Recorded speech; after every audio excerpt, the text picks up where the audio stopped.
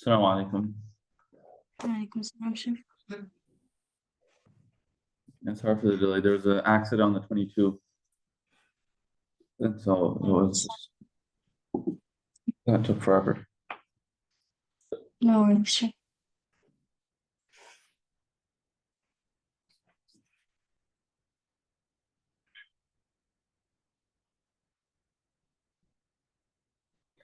Okay. I don't know if anyone else is coming, but this week Afraz was online. huh? Sorry, was that? Sorry, I said Afraz was online. He's online? He was online Okay. at like 7:40 when I joined.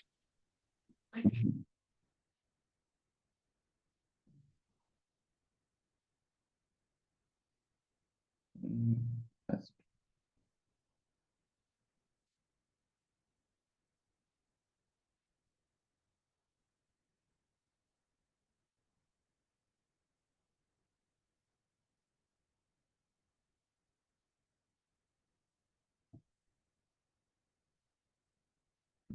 I'll give him a minute, see if he joins.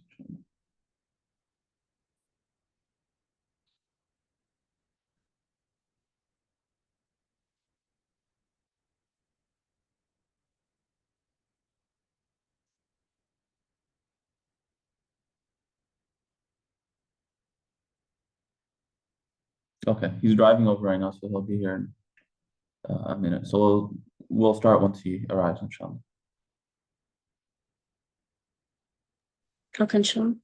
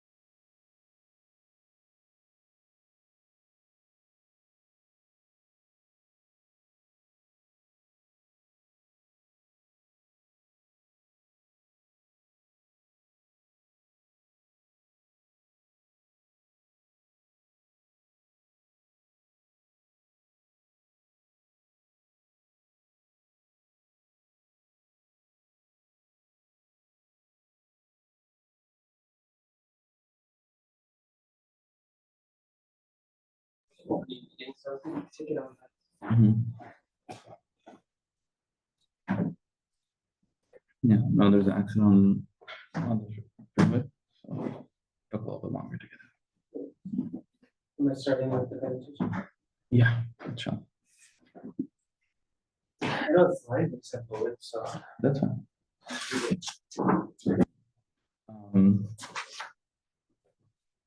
Why don't you just come over here?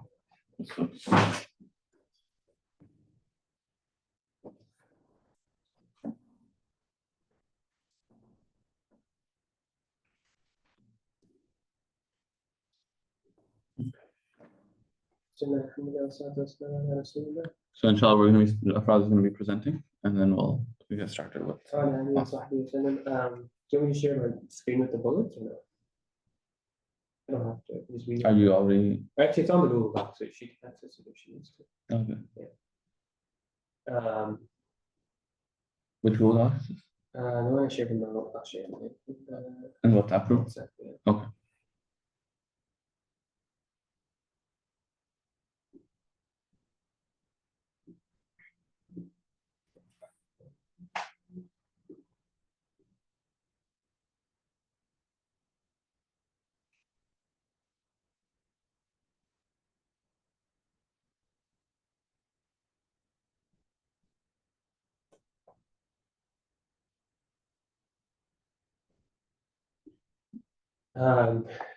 So yeah, I had the Sahabi Abdullah bin Umar radiallahu anhu, and that primarily referenced Ali Saba ibn Hajar. It was really hard to find. I actually asked them for help to find because I didn't realize there were like 10,000 Sahabi in there. Yeah. And like, even if you control F, there's a lot of Abdullahs and Abdullah bin Umar, or I guess there's a few bin Amr bin Amir. So she helped me with that. But I have Abdullah bin Umar bin Khattab bin Nufayl al-Qurashi al-Adawi. So that would be from the tribe of Adi. It didn't actually say the age he accepted Islam. I couldn't find it. It just referenced before, like when he did Hijrah, and it said he accepted with his father, Umar radiallahu anhu. And so if he did Hijrah, assuming the youngest opinion was at 10, it was before he was 10 years old. Yeah. Do you know, are there references for his exact age or no? I mean, there's different opinions that mention he migrated when he was 10, some say 11 and a half, some say 13. And he was one of the Sahabis, like of the two that's reported that in their youth tried to fight at Badr and Uhud, but they were too young, so the Prophet ﷺ rejected them. I thought I remember in Qasas though there was another Sahabi who tried and he was turned away, but he came back in the Prophet ﷺ. No, that was Rafi and Khadij, and there are two. But there were youth. So they were like right at the edge, right? They're like at that borderline where they're. So they were accepted, but Ibn Umar was not. But he was accepted at Khandaq later. And then his role, so he's obviously younger. He has a lot of narrations. I have that Az-Zubayr ibn Bakr said that Ibn Umar radiallahu anhu would memorize whatever he heard from the Messenger of Allah sallallahu alaihi wasallam, and if he missed a gathering, he would ask those present about the Prophet sallallahu alaihi wasallam's statements and actions. I thought I recall, isn't this like literally the same verbatim that we have hadith about Umar radiallahu anhu too? About when Umar radiallahu anhu missed gatherings, that he would ask those that were in attendance. Yeah. So it's both of them. Maybe, yeah. I mean, Ibn Umar radiallahu anhu was known specifically to be very particular about trying to follow all aspects of the Sunnah. And to that effect, right, that he's one of those that you get the interpretations of some of the literal followings, right, of the Sunnah in terms of wherever the Prophet walked, he tried to walk. Wherever he made dua, he tried to make dua. Wherever he rode his camel, he tried to ride. And there were some narrations from Baghawi that said that I never, there's a chain, and then I never saw anyone more cautious about narrating hadith from the Messenger of Allah than Ibn Umar. And then I just chose some snippets of things that I really benefited from. So some were like a narration from Nafi, that if Ibn Umar missed Isha in Jama'ah, that he would spend the rest of the night in prayer. Right? Basically, he missed it. And if he missed a prayer in any other prayer in Jama'ah, he would pray Nawafil until the next one. And then there were some narrations, plenty of his practices or the Hajjat and Qiyam,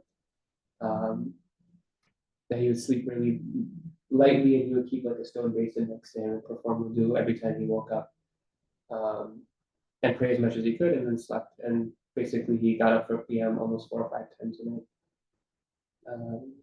And some other things, he was known for freeing many slaves, for his charity, for his fasting.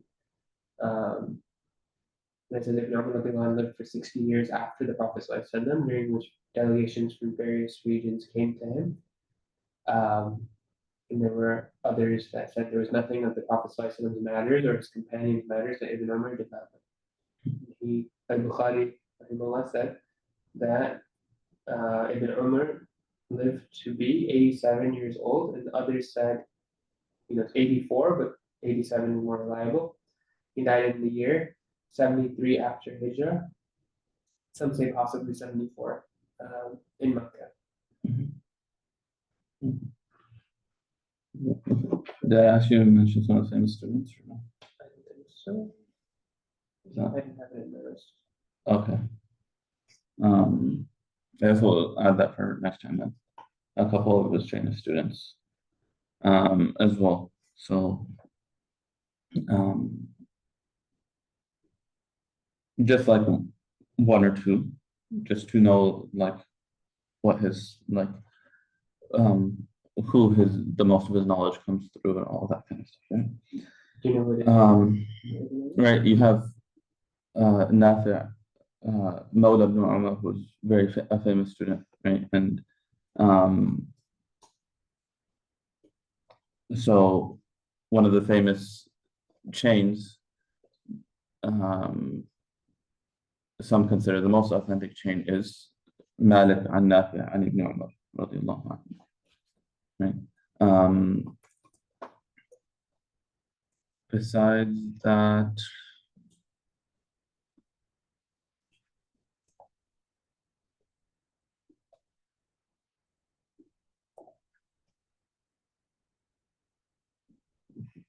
I have to look at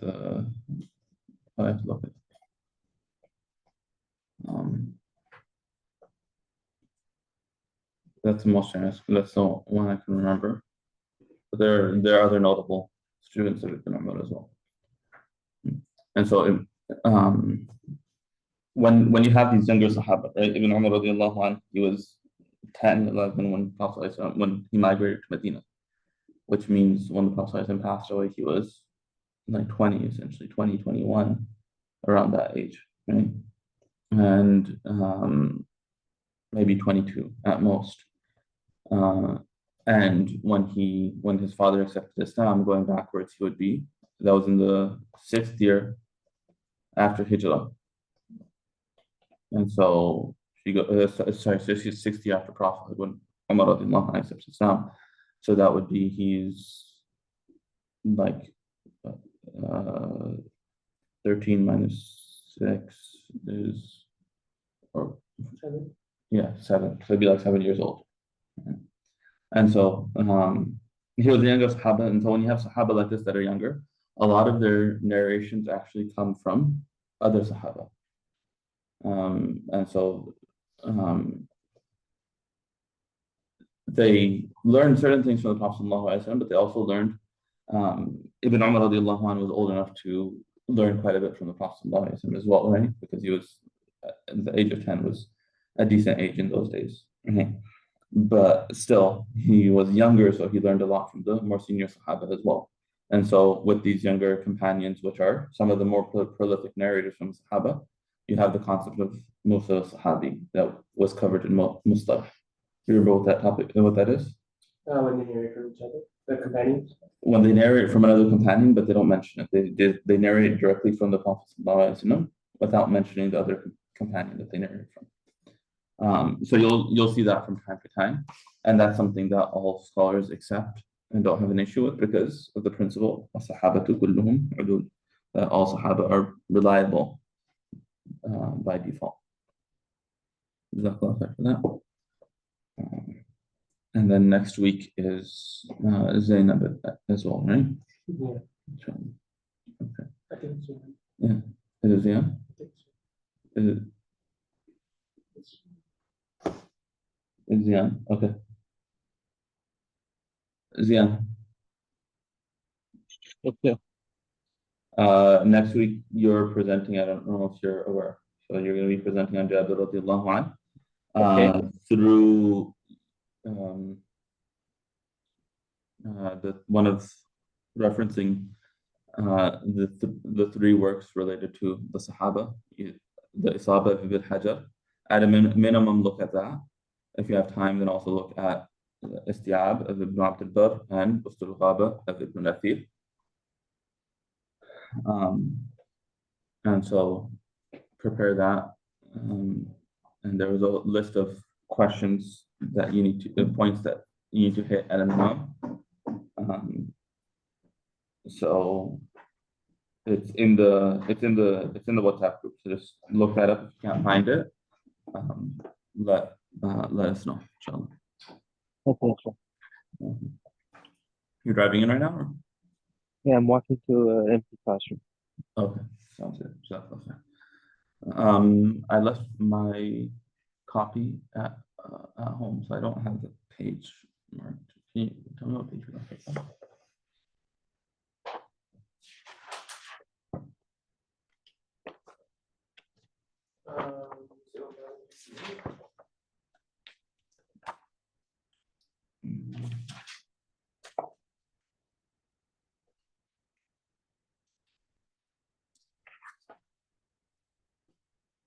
$1,050. We talked about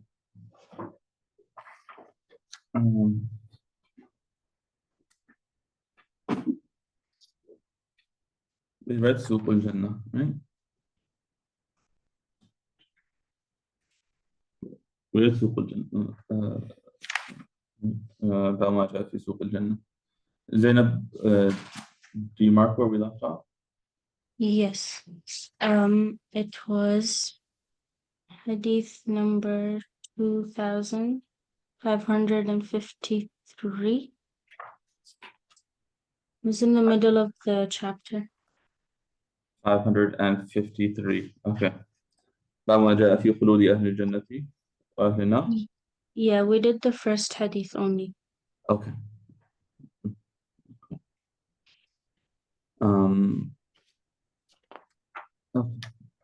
بسم الله الحمد لله والصلاة والسلام على رسول الله وعلى آله وصحبه ومن والاه.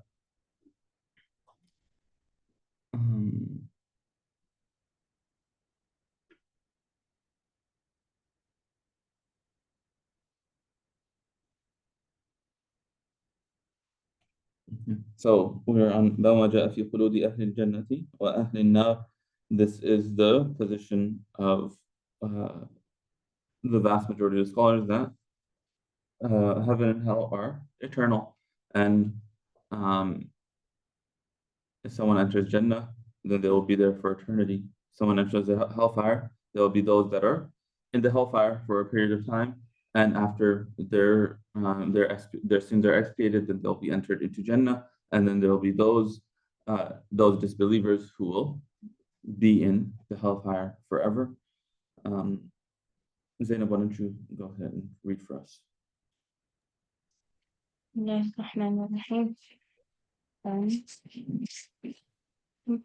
فبالسند المتصل منا إلى الإمام الهمام الحافظ أبي عيسى محمد بن عيسى بن سورة الترمذي رحمه الله تعالى ومتعنا بعلومه وبركاته آمين. وبه قال حدثنا سفيان بن وكيع قال حدثنا أبي عن فضيل بن مرزوق عن عطية عن أبي سعيد رضي الله عنه يرفعه قال إذا كان يوم القيامة أتي بالموت كالكبش الأملح فيوقف بين الجنة والنار فيذبح وهم ينظرون فلو أن أحدا مات فرحا لمات أهل الجنة، ولو أن أحدا مات حزنا لمات أهل النار. هذا حديث حسن.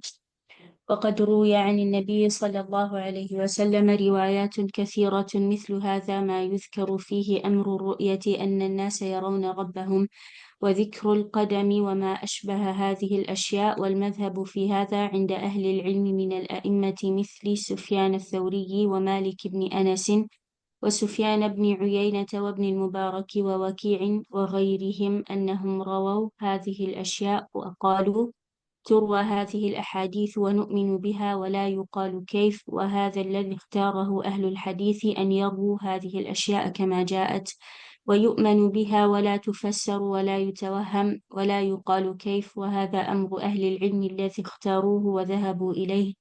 ومعنى قوله في الحديث فيعرفهم نفسه يعني يتجلى لهم. So over here, the Prophet ﷺ, he talks about this death, the idea of death, people passing away. This concept will come in the form of a white kabsh is like a ram, a white ram, right? He says الذي بياضه أكثر من سواده. So it's amlah, meaning it's salty. You can say it's mixed, but it's mostly white. And some say it's purely white. And it will be placed in front of Jannah and Nar, and it will be slaughtered while they are looking, while the people of Jannah and Nar are looking. And this is something that will cause extreme pleasure for the people of Jannah, because now they know that they are eternally in the bliss of paradise. And so if anyone were to die out of pleasure, out of happiness, out of joy, then the people of Jannah would have died out of joy because of how happy it made them. And in the same light, this is something that's going to grieve the people of the hellfire. And if anyone were to die out of grief, then the people of the hellfire would have died. Just a way of expressing how much joy it'll give to the people of Jannah and how much sadness it'll cause the people of the hellfire. And then in these ahadith, there are different sifat of Allah subhanahu wa ta'ala mentioned, different whether it's in this bab or the earlier bab. And so he talks about the madhab of Ahlul Hadith, that they don't delve into the kayfiyya, the modality. This is some people take this and they extend it to a further extreme where they'll still discuss it, but they'll try to do ithbat of the ma'na, of the saying that the word has a meaning, and then they'll delve into the kayf, saying we're not delving into the kayf. So people who claim to follow this madhab, some truly follow it, some will try to follow it and end up falling into anthropomorphism and different things. And so you really have to, whenever there's a claim made, you have to make sure that they're actually following through with that claim. And so this is the madhab of the Ahlul Hadith, this is the madhab of the Salaf, and this is definitely the safer, a safer perspective. Amirruha kama ja'at. You read through it, you don't delve on it. You get the gist of what the message that's being given, and you move forward. So what is the problem in terms of the slaughtering part? No, so it's not. This isn't talking about this hadith in particular, but earlier, if you look at the previous hadith, that's more so related to that. These are just final comments at the end of the chapter. Right? So seeing Allah subhanahu wa ta'ala.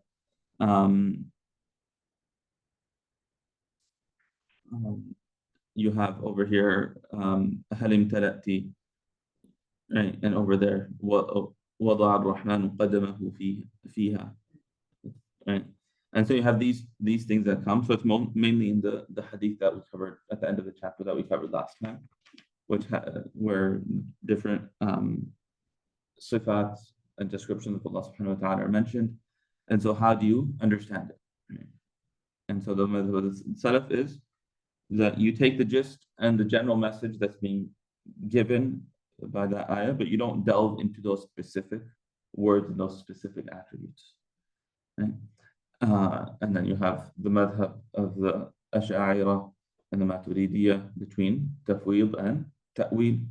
Tafweed it's very similar. There's a very subtle difference between this and tafweed. But tafweed would essentially be that we're not even gonna talk about it, not even get into the linguistic meanings and even discuss it at that level, right?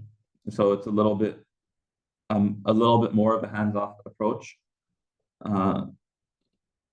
but you could still the difference between what's mentioned over here in terms of the madhab of the Salaf and tafweed is, to me, it's inconsequential, really, and ends up being the same thing. It's just a more semantic difference, but people will try to differentiate between the two. And then you have ta'weed, which is saying this is a potential meaning of this word. That this word linguistically can have this metaphorical meaning. And so we're going to give this potential metaphorical meaning, not saying that this is. When you're doing ta'weel, one thing that confuses people is they say they do ta'weel very definitively. Ta'weel is not supposed to be a definitive thing. Those that say you do ta'weel, that's a possible meaning. Right? And the purpose of that is just so the mind doesn't wander to a meaning that is clearly incorrect. So giving it another option, if you have someone who's more philosophical and whatnot, it's giving them another possible meaning, so their mind doesn't wander to something anthropomorphic, for example. And so that's kind of the idea of ta'weel. And so he's mentioning the madhab of the muhaddithin. So he said, and is narrated from the Prophet ﷺ, many narrations like this, which mention the matter of seeing Allah subhanahu wa ta'ala and the people will see their Lord, and the mention of the qadam and what is similar to these things, different sifat, different that are mutashabihat, and the madhab. Over here when it says al-madhab, it means the correct madhab regarding this, according to the people of knowledge from the min al-a'imma, from the scholars such as Sufyan al-Thawri, Malik ibn Anas, Sufyan ibn Uyayna, Abdullah ibn Mubarak, Waki' ibn Jarrah, and other than them, is that they narrate these things and they say they are these ahadith are narrated and we believe in them and we do not say how. We do not question the modality. And this is what the scholars of hadith have preferred, and they see these things as they see these things, or they believe in these things as they have come, I guess you could say they view these things as they have come, and they believe in them, and they do not explain, and they do not guess. They do not have waham, or different conjecture or whatnot regarding its understanding. And it is not said, kayf, how, what is the modality.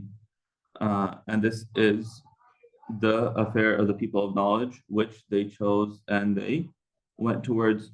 And the meaning of his statement in the hadith, فَيُعَرِّفُهُمْ نَفْسَهُ, that Allah introduces himself to them, meaning he shows himself to them. So tajalla yatajalla is in the meaning of right, showing, and so he shows himself to me. So this idea of the ram, is it signifying like how do you interpret this in the sense of is it signifying the start of the day of judgment or when is it starting?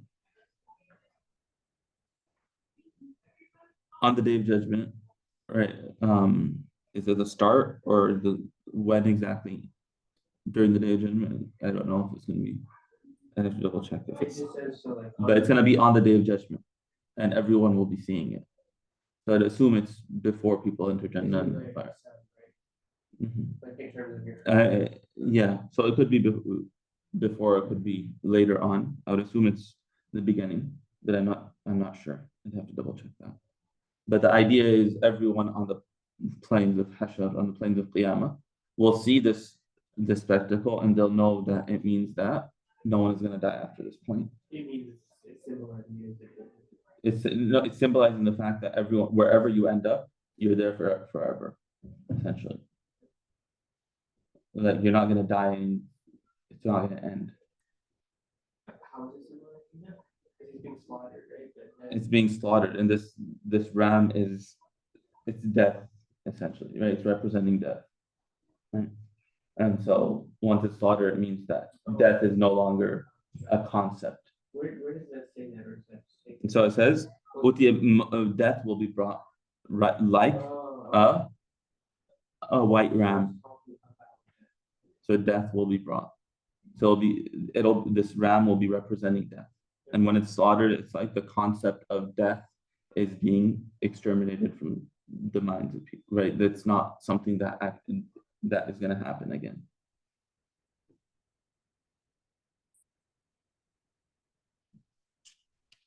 Does that make more sense? Zainab, continue. باب ما جاء حفت الجنة بالمكاره وحفت النار بالشهوات.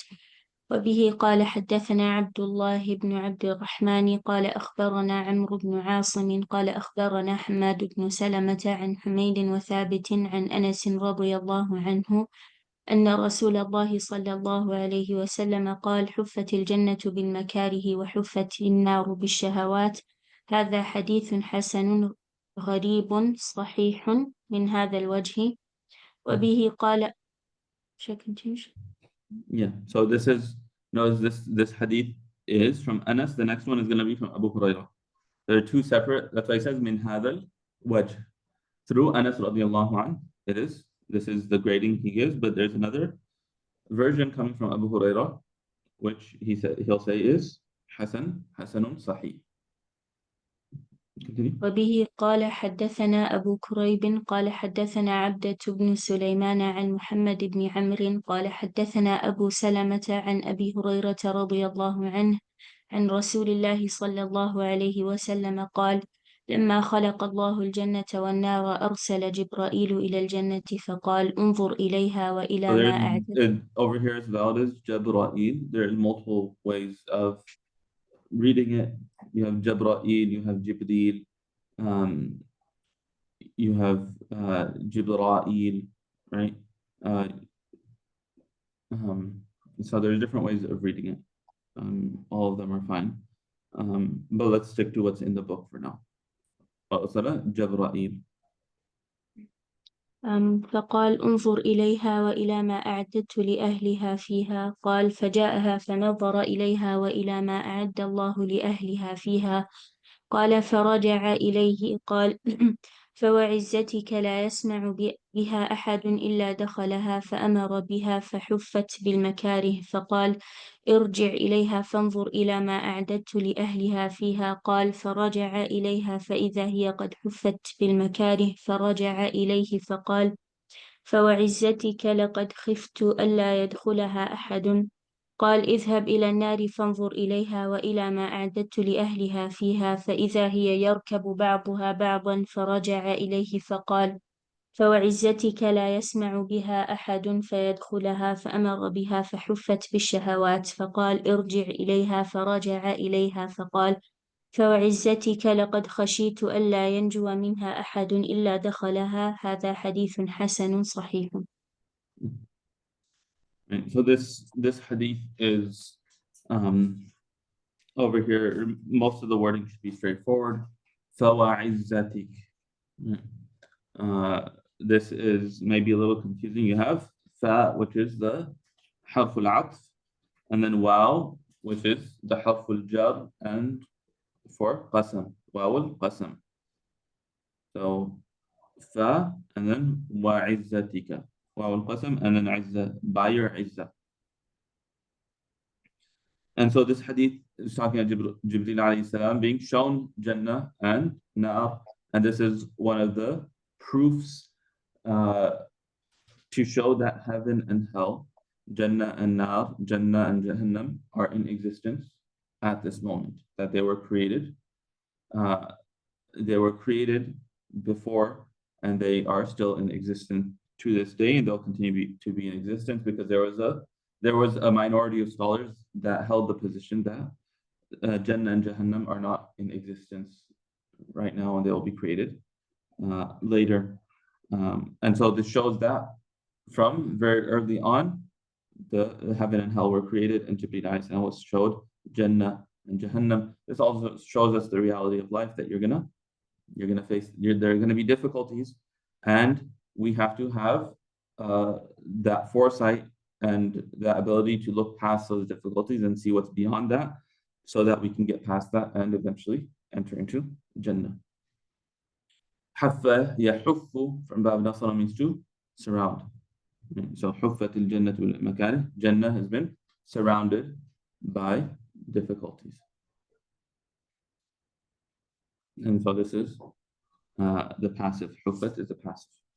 I believe this everything else should be straightforward. Any questions on these hadith? Okay. Continue, Zainab. باب ما جاء في احتجاج الجنة والنار. وبه قال حدثنا أبو كريب قال حدثنا عبدة بن سليمان عن محمد بن عمرو عن أبي سلمة عن أبي هريرة رضي الله عنه قال قال رسول الله صلى الله عليه وسلم: احتجت الجنة والنار، فقالت الجنة: يدخلني الضعفاء والمساكين، وقالت النار: يدخلني الجبارون والمتكبرون. فقال للنار: أنت عذابي أنتقم بك ممن شئت. وقال للجنة: أنت رحمتي أرحم بك من شئت. هذا حديث حسن صحيح. So notice how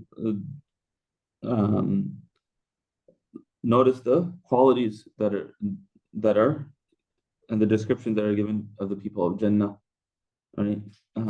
They're weak, the weak and the poor, and the people of the hellfire are the arrogant and the oppressive people. Right? And so this is a reminder to us essentially that we need to focus on our character. That is what's going to focus internally, and that is what's going to get us into Jannah. It doesn't matter what our status is in this world. And you have the hadith about the virtues of the fuqara and the masakin and whatnot, how they will enter Jannah. That doesn't mean that in and of itself, a person is by means of being poor or being rich, they will automatically be entered into Jannah or Jahannam. But these are factors that do make a difference.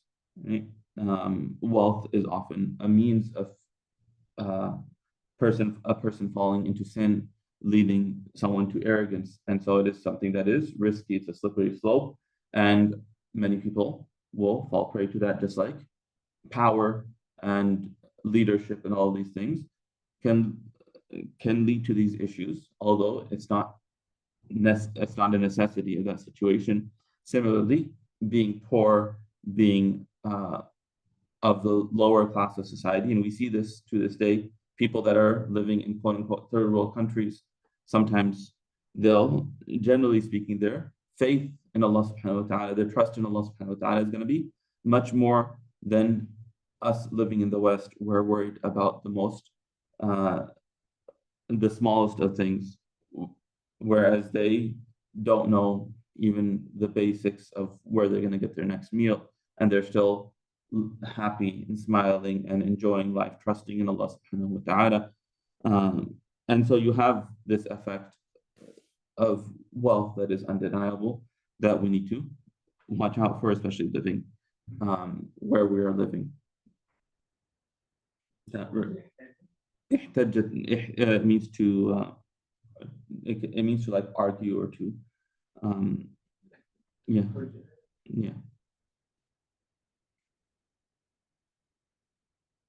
Mm-hmm.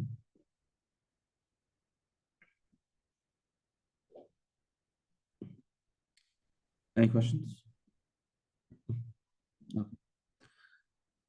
This next hadith is gonna make 3 points.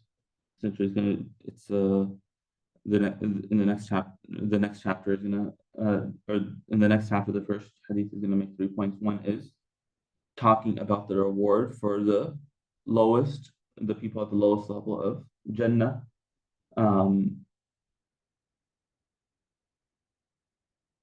Then it'll talk about the age of the people when they enter Jannah, and it'll talk about the pearls on the crowns of the people of Jannah.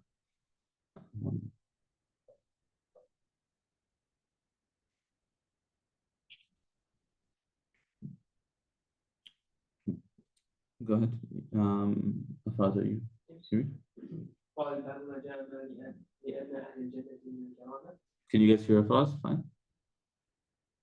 وبه قال حدثنا سويد بن نصر قال حدثنا ابن المبارك قال حدثنا رشدين بن سعد قال حدثني عمرو بن الحارث عن دراج عن ابي الهيثم عن ابي سعيد الخدري رضي الله عنه قال قال رسول الله صلى الله عليه وسلم ان اهل الجنه الذي له 80,000 خادم و72 زوجة وتنصب له قبة من لؤلؤ وزبرجد وياقوت كما بين الجابية إلى صنعاء. وبهذا الإسناد عن النبي صلى الله عليه وسلم قال من مات من أهل الجنة من صغير أو كبير يودون بني 30 في الجنة لا يزيدون عليها أبدا وكذلك أهل النار. وبهذا الإسناد عن النبي صلى الله عليه وسلم قال إن عليكم التيجان إن أدنى لؤلؤة من هذا تضيء ما بين المشرق والمغرب. هذا حديث غريب لا نعرفه إلا من حديث رشدين بن سعد. So Rishdi ibn Sa'ad is considered to be a weak narrator, not because of and this is more because of his reliability rather than his dabt, more than his adala. And so Rishdi ibn Sa'ad is considered a weak narrator, and so for this reason he highlights over here لا نعرفه إلا من حديث رشدي بن سعد, to highlight why this hadith is weak.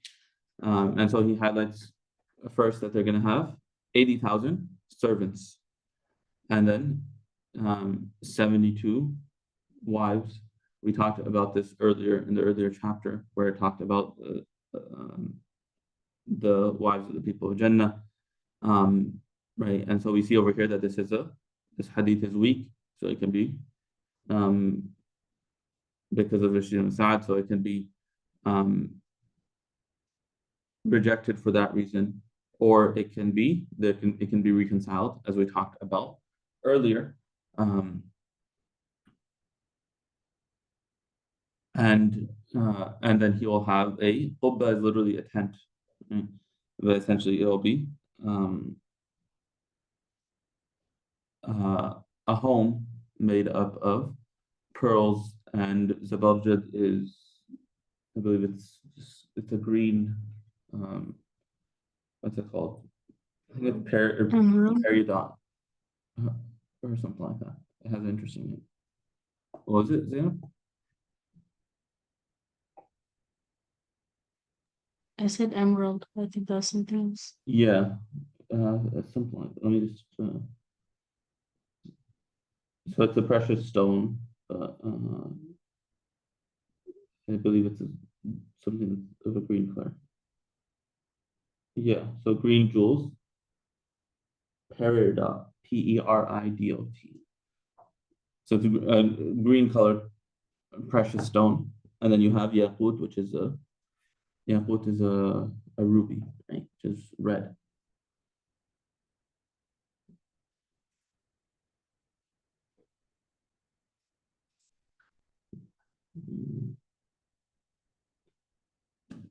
Yeah, a ruby. So pearls, white, Zabarjad green, and Yaqut red, all precious stones essentially. The size between Jabia and Sana'a. Jabia is a place in Sham, and Sana'a is in Yemen, meaning spanning, you can think of the entire Arabian Peninsula, right? Spanning the entire Arabian Peninsula, essentially, right? From the south all the way to the north, and that's the size of just this one home, one qubba. And then the next thing it mentioned is whoever وبهذا الإسناد, and with the same isnad, it comes from Prophet ﷺ, that whoever dies from the people of Jannah, whether they die young or they die old. A child dies, whether a child dies or an adult dies, they will be 30, or as it came in the earlier narration, 33, and they will never age. And similar is the situation for the people of the hellfire. And then you have, with the same isnad, talking about Tijan. Tijan is a plural of Taj. So the crown of the people of Jannah, of the smallest pearl of those crowns. It'll be so beautiful that when light shines off of it, it'll enlighten. It will enlighten between the east and the west, meaning as far as the eye can see. Essentially, it'll light that up because of its beauty. So this is the smallest. So just imagine what the rest of the pearls will be like. Continue, read the next hadith. قال حدثنا أبو بكر محمد بن بشار قال حدثنا معاذ بن هشام قال حدثني أبي عن عامر الأحول عن أبي الصديق الناجي عن أبي سعيد الخدري رضي الله عنه قال قال رسول الله صلى الله عليه وسلم المؤمن إذا اشتهى الولد في الجنة كان حمله ووضعه وسجنه في ساعة كما يشتهي. هذا حديث حسن غريب وقد اختلف أهل العلم في هذا فقال بعضهم في الجنة اجتماع ولا يكون ولد. هكذا يروى عن طاووس ومجاهد وإبراهيم النخعي. وقال محمد قال إسحاق بن إبراهيم في حديث النبي صلى الله عليه وسلم إذا اشتهى المؤمن بولد في الجنة كان في ساعة كما يشتهي ولكن لا يشتهي. قال محمد وقد روي عن أبي رزين العقيري عن النبي صلى الله عليه وسلم إن أهل الجنة لا يكون لهم فيها ولد. أبو الصديق الناجي اسمه بكر بن عمرو ويقال بكر بن قيس. So, right, there's this whole question. Oh, this says that you're not gonna have this in Jannah or that in Jannah, but this is something I like. Right? Someone is like, oh, there isn't going to be pregnancy in Jannah. I want to have children in Jannah. That's something I've always wanted to experience. So it says that, right, this hadith says that the believer, when they desire a child in Jannah, then it's the pregnancy and the delivery and its aging, meaning the child growing up, is going to be all in a moment, sa'a, as they desire. And so then there's a whole discussion that is this, there's a discussion on the authenticity of this hadith, and based on this, the scholars differ. That is this something that, will there be pregnancy in Jannah or not? And so it's وَقَدْ اخْتَلَفَ أَهْلُ الْعِلْمِ فِي هَذَا. The scholars disagree on this. So some of them say there's going to be marital relations, but there will be no children. There will be no childbirth, essentially. And it is narrated, this is the opinion of Tawus, Mujahid, Ibrahim al-Nakhai. And Qala Muhammad, This is, who is this Muhammad? No. This is separate. Ibrahim, he just quoting Ibrahim al-Nakhai. This is Imam Tirmidhi. وقال Muhammad. If Imam Tirmidhi is quoting Muhammad, who do you think he's quoting? Bukhari. Imam Bukhari, Muhammad ibn Ismail, and it's also indicated to the fact that he says, قال إسحاق ibn Ibrahim. Who is Ishaq ibn Ibrahim?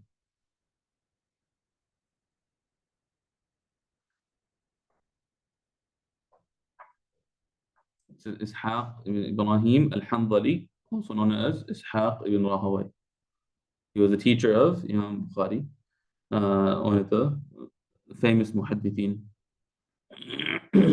And so Imam Bukhari and Imam Tirmidhi, by extension, they refer to him as Ishaq ibn Ibrahim out of respect for him, because Rahawai was a nickname for Ishaq's father, but it wasn't the most respectful title. And so instead they would say Ishaq ibn Ibrahim. And so whenever Imam Bukhari refers to him, he says Ishaq ibn Ibrahim. And over here, Imam Tirmidhi is doing the same.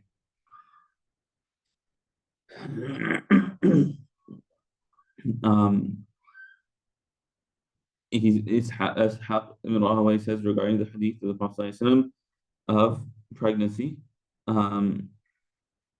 he narrates it saying, وَلَكِنْ لَا يَشْتَهِي, that if someone were to want it, it would happen as they want it. But no one in Jannah, you say that you may want to get pregnant in Jannah, but no one's gonna want to get pregnant in Jannah. That desire will not be there. And so that's why it's not going to exist. And then Imam Bukhari also narrates from Abu Razin al-Uqayli from the Prophet that inna ahl al-jannati la yakunu lahum fiha walad, that there will be no children born to the people of Jannah. And then finally he makes a point regarding the isnad that there's one narrator whose name may be unknown. Identifying him may be a little bit difficult, so he clarifies that Abu Siddiq al-Naji, the tabi'i who narrates from Abu Sa'id al-Khudri radiyallahu anhu, his name is Bakr ibn Qais. When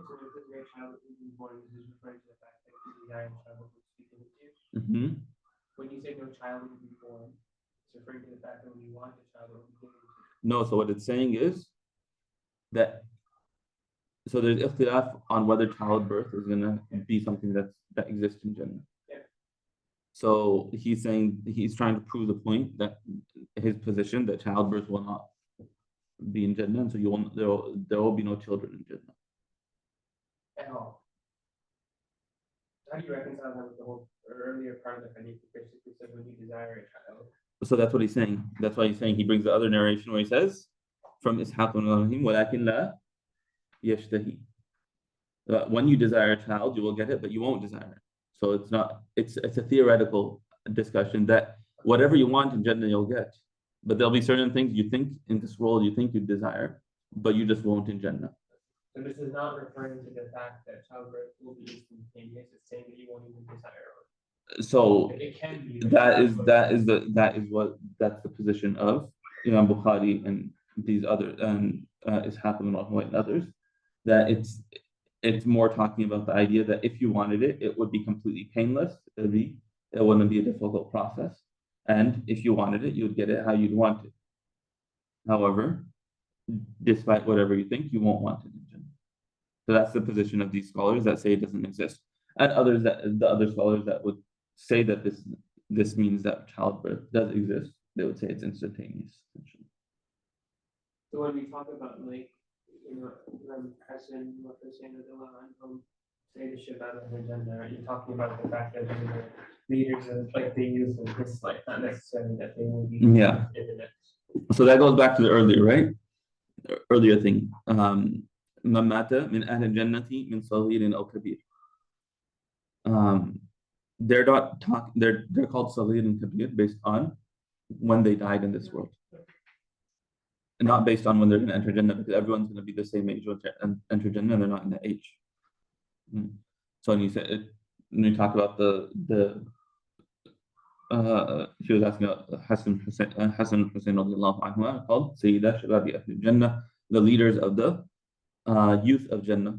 And so that's relative to those people who die in their youth.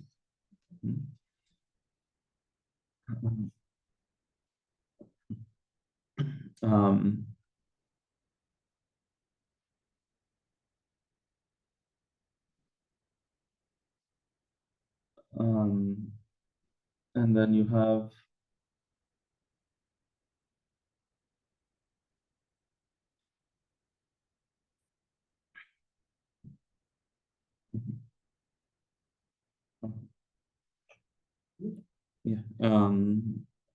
Zian, can you read her?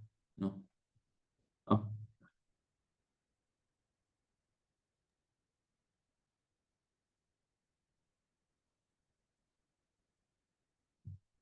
وبه قال باب ما جاء في كلام الحور العين.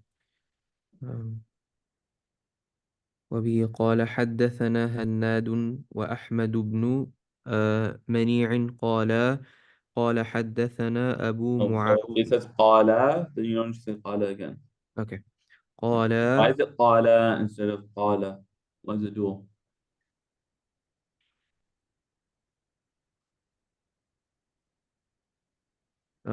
Because Hannad and Ahmed. Good. Right. So sometimes you'll see that the qala or qala or whatever, or maybe qalu, it'll be written explicitly. Sometimes it'll be implied. So if it's written explicitly, then you don't need to imply it.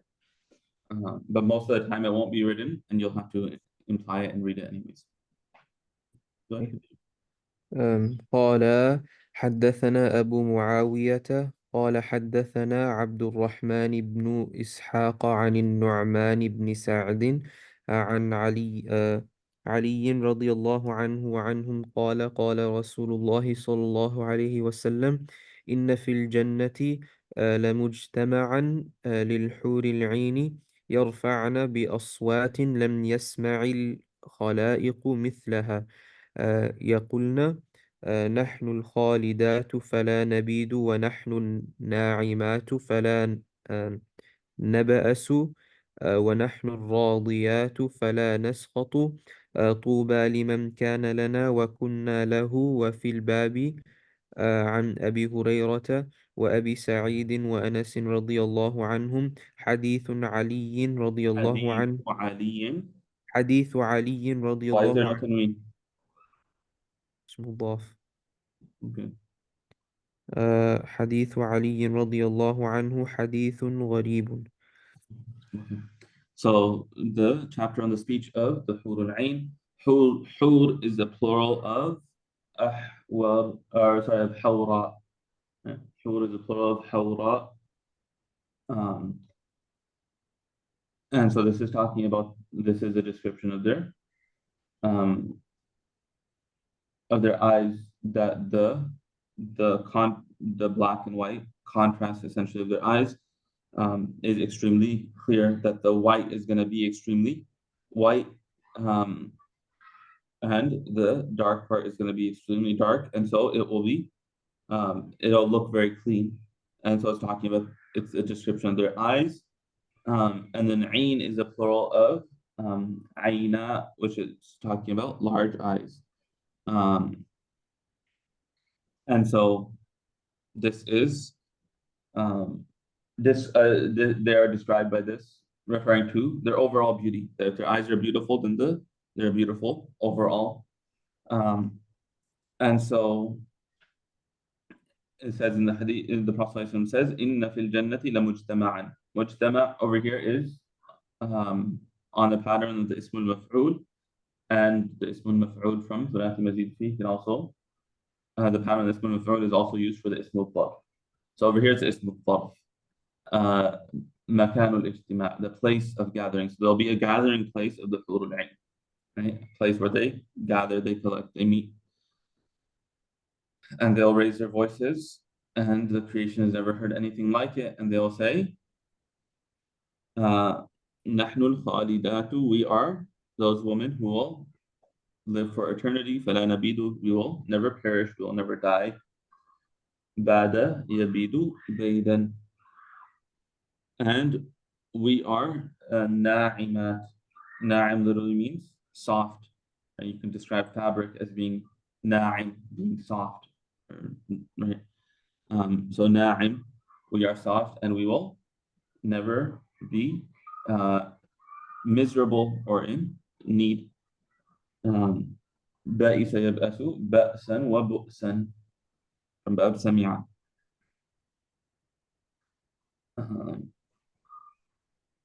And we are always pleased and we will never get angry.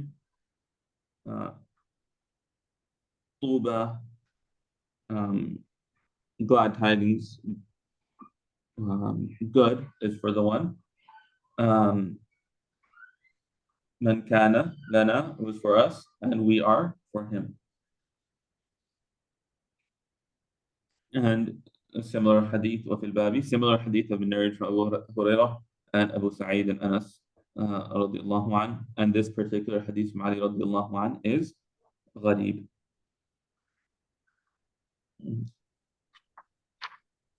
Any questions on this? What were you saying?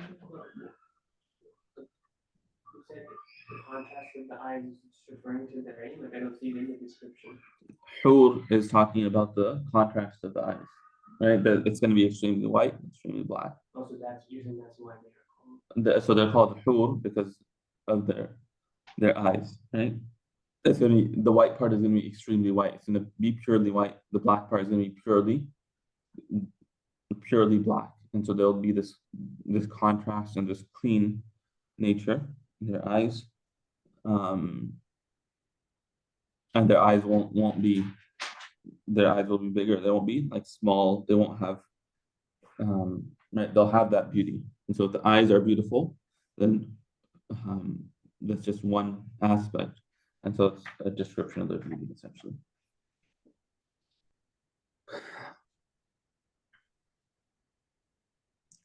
In the next chapter, I'll read this. بسم الله الرحمن الرحيم. وبه قال باب ما جاء في صفة أنهار الجنة, the chapter on the description of the rivers of Jannah.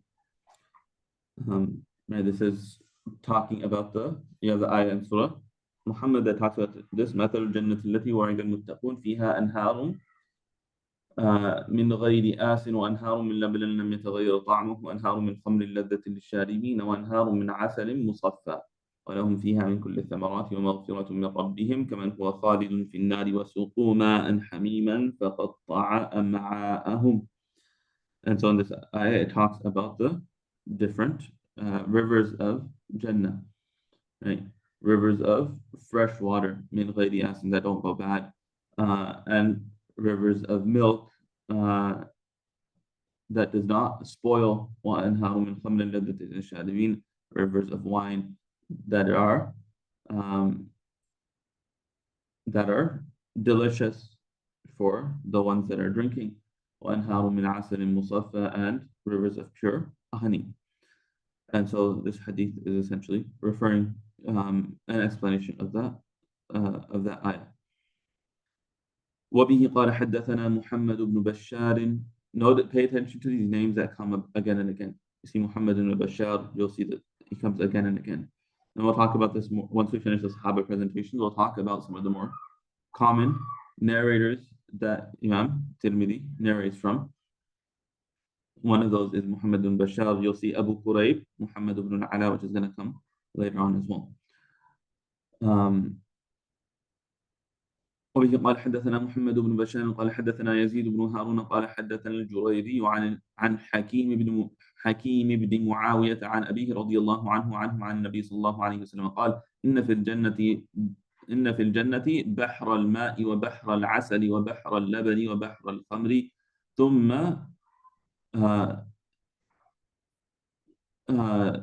ثم تشقق أو تشقق ثم تشقق أو تشقق الأنهار بعد.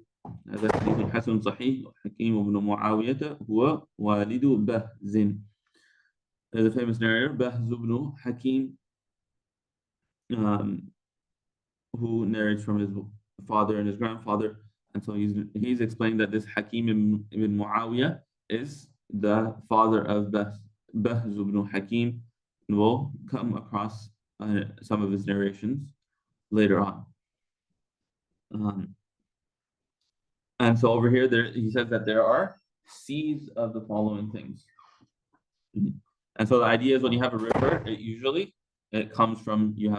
it's coming from a source, either coming from a sea or an ocean, coming from a glacier, something. There's going to be a source of the river. So he says that there are these seas of water, of honey, of milk, and wine, and from those the rivers will break off.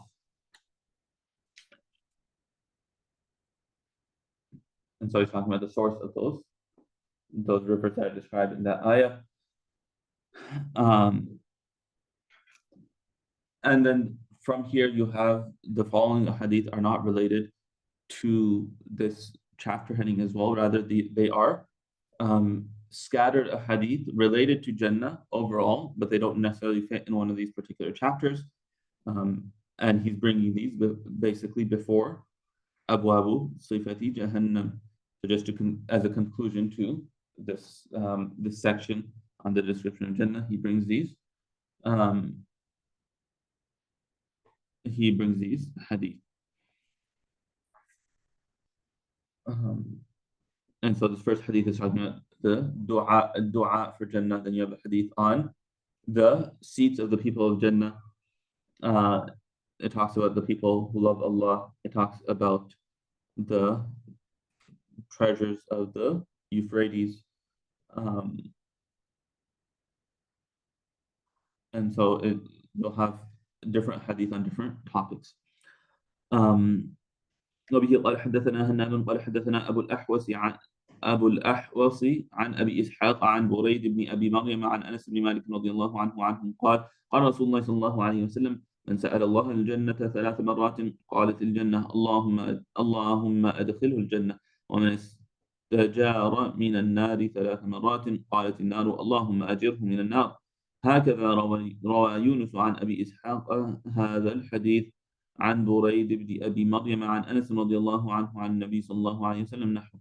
وقد روي عن أبي إسحاق عن بريد بن أبي مريم عن أنس بن مالك رضي الله عنه قوله. And so over here, this is talking about making dua, and it teaches us the etiquettes of dua, that we should plead with Allah subhanahu wa ta'ala, repeat our request, and the number 3, as we see in many places, asking 3 times if there's something that is of importance.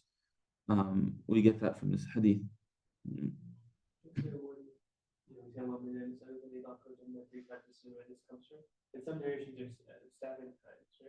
So this is talking about in general, just seeking Jannah. This isn't talking about specific wording. So this is generally talking about asking for Jannah, and then you have specific du'as that will another number will be narrated regarding. So the lower number doesn't negate the higher number. It's better to if there's a specific wording, right? And Allahumma inni as'aluka al-jannah, Allahumma inni as'aluka al-jannah wa a'udhu bika min nar, whatever the wording may be, and there are specific numbers associated with that, then that would have an extra significance. But this is their tiers essentially, right? The lowest tier is asking for Jannah, then asking for Jannah 3 times, then asking using those specific wordings with that specific number, whether it be 3 or 7 or what have you. Right? And so the different tiers of asking for Jannah, and so that's essentially what. So this is just talking about asking for Jannah in general, regardless of the wording. And so over here you have Abu al-Ahwas an Abi Ishaq. He's saying there's another narration from Yunus from Abu Ishaq as well. So it's essentially another chain.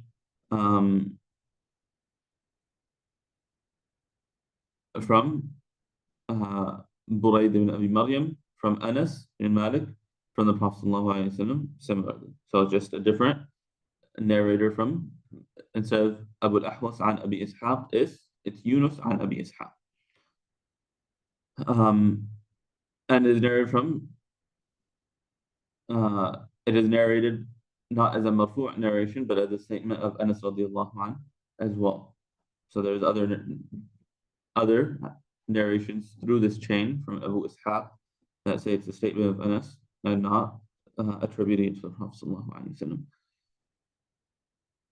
This next hadith is do we read the next hadith? No, I didn't read it. Right?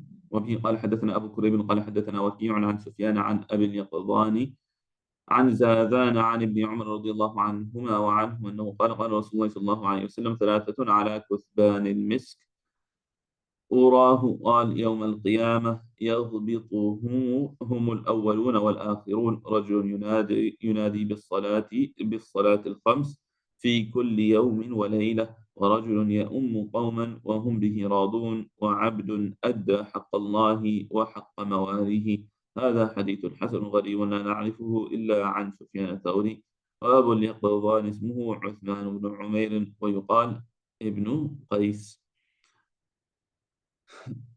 It's a hadith of Ibn Umar radiallahu anhuma. Prophet said that there will be 3 types of people that will be on piles of musk. And this hadith comes in the chapter of in Abwab al-Birri was-Sila, which is earlier in this volume of Tirmidhi, but because of the order, it's something you're going to cover a little bit later. But this comes in Abwab al-Birri was-Sila as well. So if you want to look it up in Shuruh, you would look in that. It would be discussed in more detail over there. So he says, Urahu qala yawm al-qiyamah. This is a way of expressing shak. I'm not sure if he just said they'll be on mounds of misk, or if he said specifically that they'll be in this position on the day of judgment.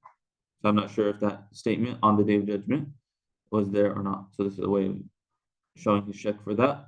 And all of humanity will be jealous of them, the first and the last, all of humanity, essentially. Right?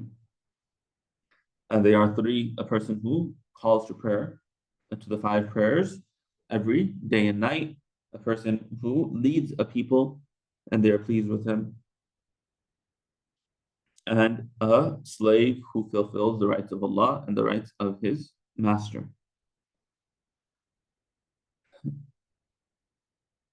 And so these are people that are doing something that is special. Someone who's calling the adhan. The adhan doesn't have the same recognition as salah, but you are getting a reward for all the people that are coming. Right, and we think about it from a practical perspective. Being the muadhin is much harder than being the imam, because the imam you have to pray anyways. Muadhin, you have to come early. You're doing a lot of those things. You're preparing. You're facilitating for that. And there's a whole discussion which is more virtuous, being the imam or being the muadhin, and that's a discussion you can look up in the different books, but just from that practical perspective. And then you have right, a lot of us have that opportunity if we just show up to the masjid early more often, and myself included, but we don't call that enough because we just don't show up for that, to take that opportunity. These days we don't have mu'adhineen, and so it's on something that the regular Muslimin engage in. Someone who, right, leading people and them being happy with you and pleased with you is something that's not the easiest thing to do. And so if someone is while following the commandments of Allah subhanahu wa ta'ala and being just, and still people are pleased with him, that's a very big deal. And similarly, a slave, where they're in this situation, they have the rights of slavery, right? They're slaves, so they're very restricted. They have these rights and responsibilities to their master, and they still make sure that they fulfill the rights of Allah subhanahu wa ta'ala despite the situation that they're in. Then they will be given this status. وبه قال حدثنا أبو كريب قال حدثنا يحيى بن آدم عن أبي بكر بن عياش. So Abu Bakr ibn Ayyash, this is Shu'bah ibn Ayyash, the famous Qari, the student of Asim. Asim had two famous students, Hafs and Shu'bah, and so Abu Bakr ibn Ayyash is Shu'bah ibn Ayyash. There's another Shu'bah that comes in Hadith, who is not a Qari, but is a famous Muhaddith, who is known as Shu'bah ibn al-Hajjaj. So whenever he talks about Shu'bah ibn Ayyash, the Qari, he's going to say, call him by his kunya Abu Bakr. When he's talking about the Muhaddith, he's going to say Shu'bah. عن الأعمش عن منصور عن ربعي عن عبد الله بن مسعود رضي الله عنه يرفعه. Not sure about Mansur and Rabi'i, but you can say that this, you have Shu'bah, you have A'mash and Ibn Mas'ud, which are all Qurra. يرفعه narrates it مرفوعا from the Prophet sallallahu alayhi wa sallam. قال ثلاثة يحبهم الله عز وجل رجل قام من الليل يتلو كتاب الله ورجل تصدق صدقة بيمينه يخفيها قال أراه من شماله ورجل كان في سرية فانهزم أصحابه فاستقبل العدو. هذا حديث غريب غير محفوظ والصحيح ما روى شعبة وغيره عن منصور عن ربعي بن حراش عن زيد بن ظبيان عن أبي ذر رضي الله عنه عن النبي صلى الله عليه وسلم وأبو بكر بن عياش كثير الغلط. So first let's look at the text of the hadith. Right, you have three people that Allah loves. One who recites Quran standing at night in prayer, a person who gives sadaqah privately. Again, the narrator is not sure whether min shimalihi is part of the wording of the hadith, and someone despite the fact that they're he's in a Sariya, which is a small army, right? You have Ghazwa, and then you have Sariya when talking about the Seerah, right? Ghazwa versus Sariya in the context of the Seerah, they're defined in two different ways. Sometimes Ghazwa is defined as something the Prophet participated in, and Sariya is something that he didn't. And sometimes they say that Sariya is a smaller army versus a larger army. Over here, it's talking about Sariya in a more generic sense, talking about a small army. And they were defeated, his colleagues were essentially defeated, but he went and faced the enemy anyways. He didn't give up. He stood his ground, even though the odds were stacked against him. And he says this hadith is غير محفوظ. It is not preserved, meaning it's essentially saying this narration is weak. And the Sahih narration is what's narrated through Shu'bah. This is Shu'bah ibn al-Hajjaj. And other than him, from Mansur, from Rabi'i, from Zayd ibn Zabyan, from Abu Dhar. So, right, the Sahabi is not Ibn Mas'ud, it's Abu Dhar, and there is Zayd ibn Zabyan between Rabi'i and the Sahabi. And then he says Abu Bakr ibn Ayyash was Kathirul Ghalat. This Abu Bakr ibn Ayyash, we said, was a famous Qari. If he was Kathirul Ghalat, then why is his Qira'ah accepted? And so the idea is that you can have people are experts in different fields. And so Shu'bah was an expert in Qira'at, in Quran, and that was his focus. So when he narrates hadith, he's not dedicating himself to hadith. And so naturally, he will make more mistakes. And the muhaddithun, their standards are very high. And so he's not going to meet that standard when it comes to narration of hadith. It's not saying he's doing it intentionally, but that's just not his focus. So he's naturally going to slip up here and there. But when it comes to Quran, that was what he dedicated himself to. And so he is reliable in terms of Quran, but when it comes to hadith, he has some weakness in him. And this is the nature that people are going to specialize in different fields. Someone will be an expert in tafsir, but they won't be an expert in hadith. Someone will be an expert in fiqh, but they won't be an expert in language, for example, right? So people have different expertise, and so this is not necessarily saying that he's a bad. This is just stating the fact that he makes mistakes in hadith. But it's not taking away from his status as a scholar and as a qadi.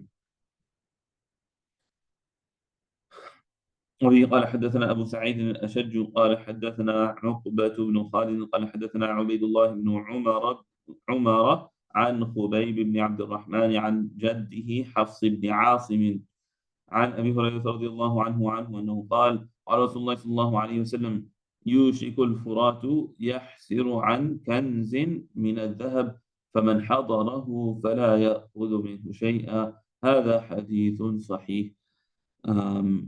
So this hadith is a time is near where the Furat, the Euphrates, will uncover a treasure of gold, and so whoever witnesses should not take from it.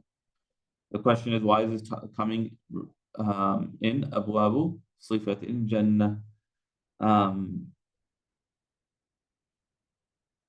This had no mention of Jannah in it whatsoever. And so one explanation is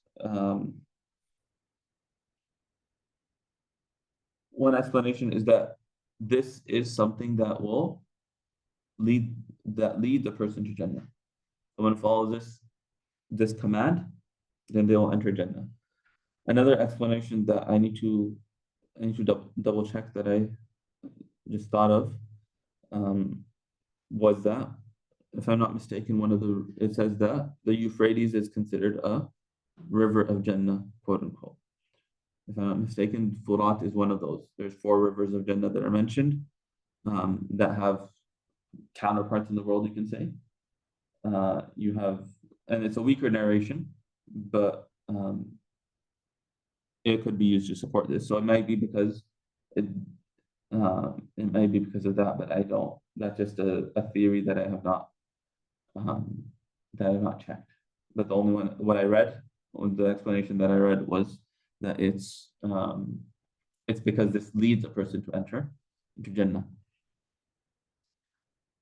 وبه قال حدثنا أبو.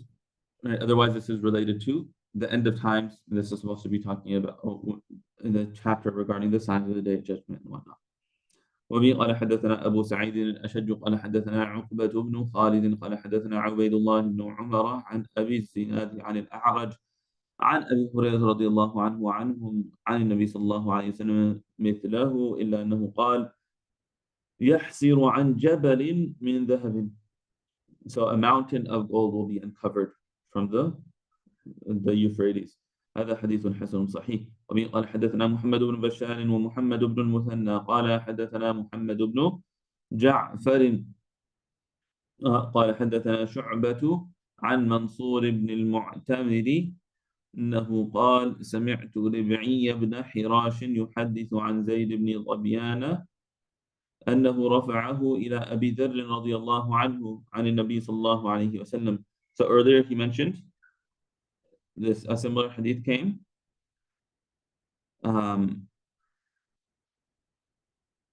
right from Abu Bakr al-Ayyash, from A'mash, from Mansur, from Rabi'i, from Ibn Mas'ud, and he mentioned that the Sahih narration is from Shu'bah, from Mansur, and so now he brings this chain, right? So he says قال حدثنا شعبة عن منصور بن المعتمر أنه قال سمعت ربعي بن حراش يحدث عن زيد بن ظبيان أنه رفعه إلى أبي ذر رضي الله عنه. So this is a more authentic narration that he brings later on.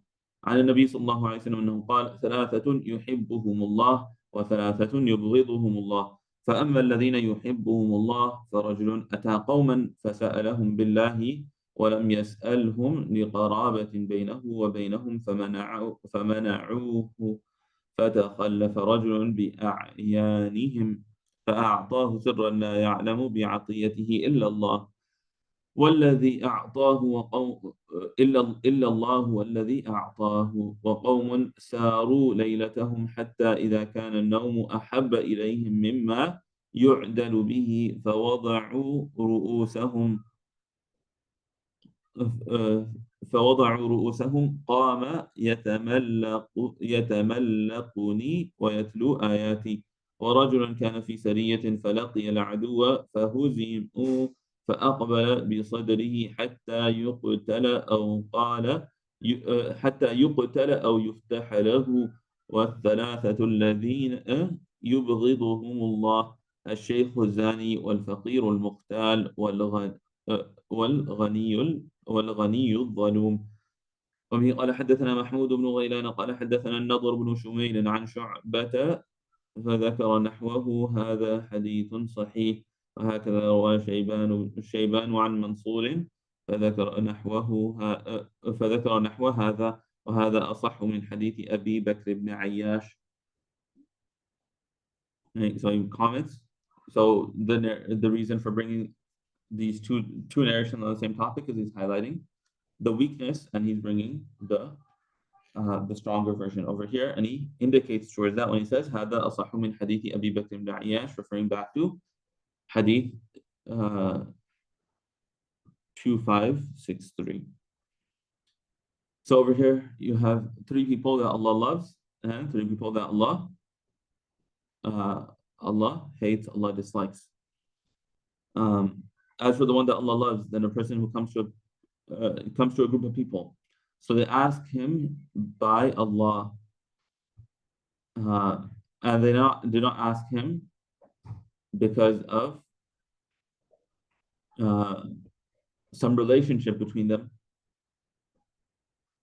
فَمَنَعُوهُ, and so he doesn't give to them, essentially. فَمَنَعُوهُ, he doesn't give to them. فَتَخَلَّفَ رَجُلٌ بِأَعْيَانِهِمْ,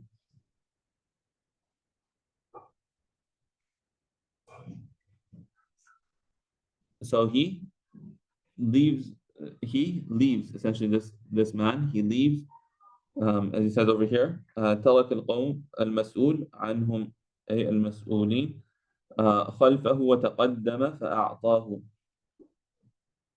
that he goes back, فأعطاه سرا, then he gives to them secretly. So publicly he refuses to give, but he leaves them and secretly he leaves that gathering and he secretly gives them.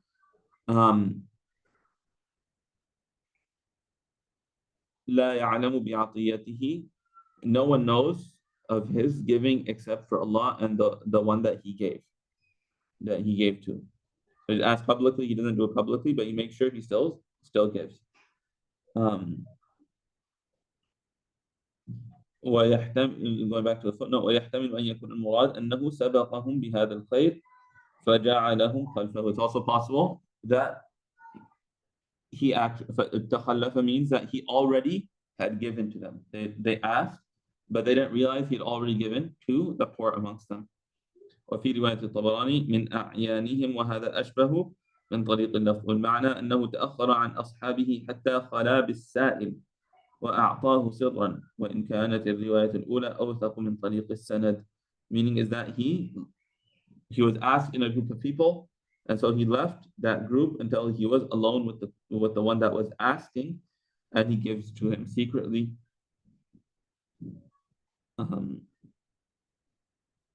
And so this is a person, right? Or in the previous narration, it just mentioned someone who hides his charity gives with his right hand, hiding it from his left hand. This is giving a more specific scenario, but the gist is the same. And then this is a group of people who travel the entire night until they are extremely sleepy, and sleep is more beloved to them than anything else. So they place their heads, and so they place their heads down, meaning they all go to sleep. And this person, he stands up, يَتَمَلَّقُنِي, it comes from tamalluq means tawaddud وتلطف meaning he makes dua. والمراد هنا الدعاء وغاية التضرع. And he makes dua and he recites my ayat. And a man in a small army, a man who was in a small army, so they confronted the enemy and they were defeated, but he still goes forward. فأقبل, he goes forward with his chest until he is killed or he defeats them, meaning conquest is that comes at his hands. And so these are the three people that Allah subhanahu wa ta'ala loves. And so we see that the reference was made to them in the earlier hadith, but the wording was different. This is gives more specific scenarios. And then the three that Allah hates are three people who engage in sins despite it being very difficult or not having those same dawa'i, those same factors that would cause that sin.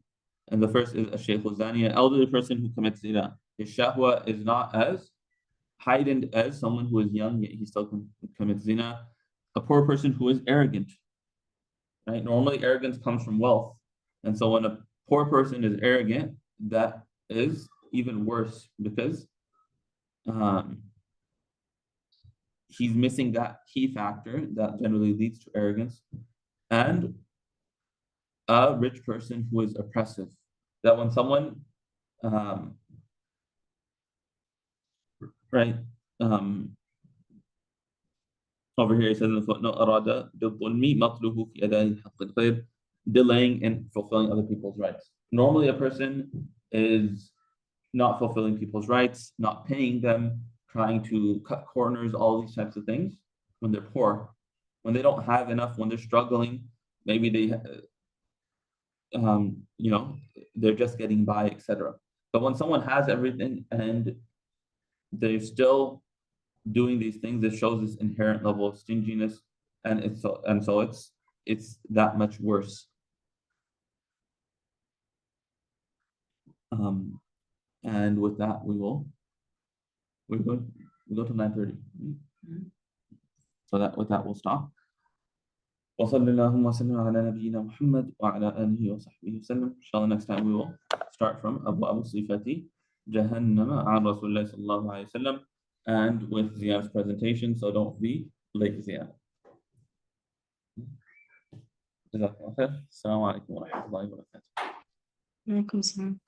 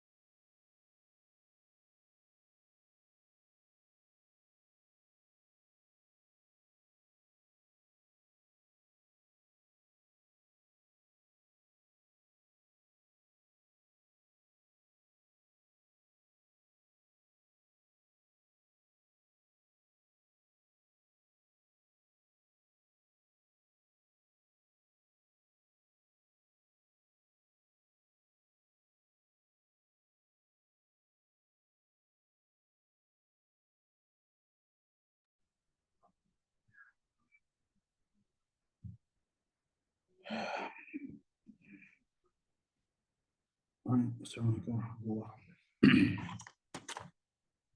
get started. Bismillahirrahmanirrahim. Alhamdulillah wa kafa wa salamun ala ibadihi al-muslimin.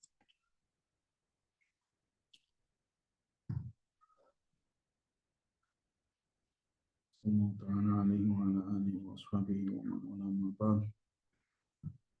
اشرح لي صدري ويسر لي امري واحلل عقدة من لساني يفقهوا قولي. اللهم صل على محمد وعلى ال محمد كما صليت على ابراهيم وعلى ال ابراهيم انك حميد مجيد. السلام عليكم ورحمة الله.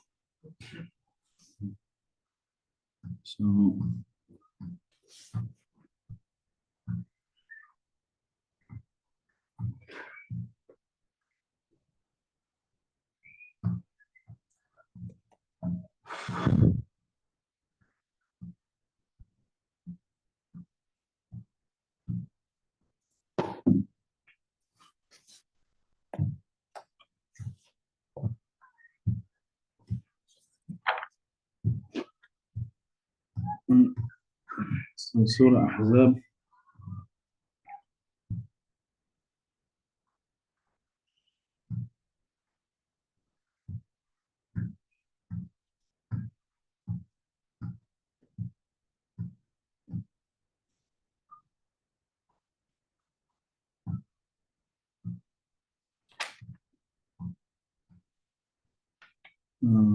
Continue from ayah number 51, bottom of page 625. Who's reading? I can read.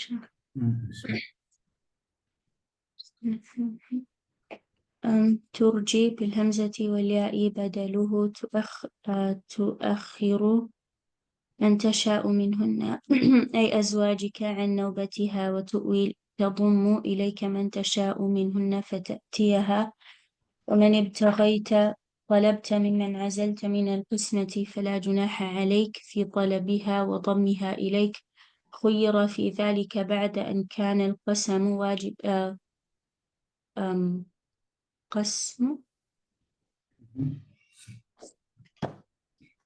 واجبا عليه ذلك التخيير.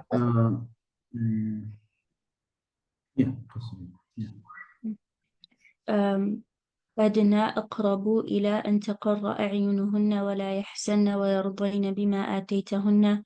ما ذكر المخير فيه كلهن تأكيد للفاعل في يرضين، والله يعلم ما في قلوبكم من أمر النساء والميل إلى بعضهن، وإنما خيرناك فيهن تيسيرا عليك في كل ما أردت، وكان الله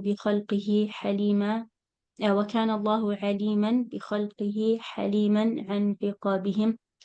لا يحل بالتاء والياء لك النساء من بعد التسع اللاتي اخترنك، ولا أن تبدل بترك إحدى التائين في الأصل بهن من أزواج بأن تطلقهن أو بعضهن وتنكح بدل من طلقت.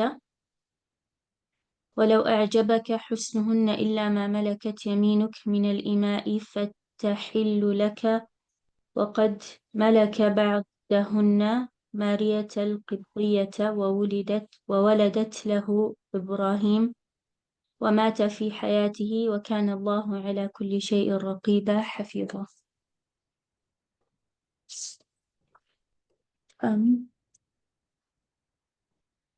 It is up to you, O Prophet, to delay or receive whoever you please of your wives. And turji can be read turji'u with the hamza, meaning to delay. To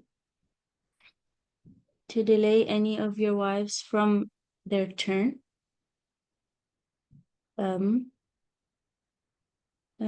Or receive whoever of them you wish, and you approach them. There's no blame on you if you call back any of those you have set aside. And he was given the choice in that after كان القسم, like separating them was obligatory upon him.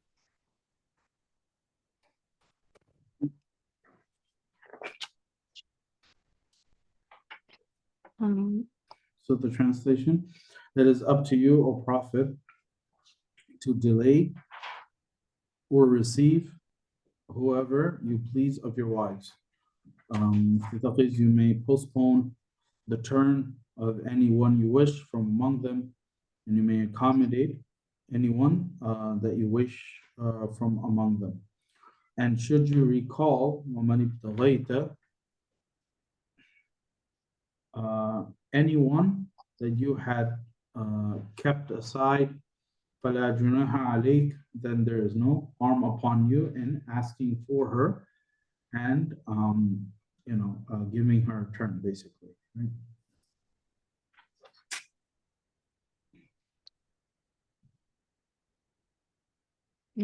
ذلك التخير, that is more likely that they will be content, not grieved, and satisfied with what you offer them all,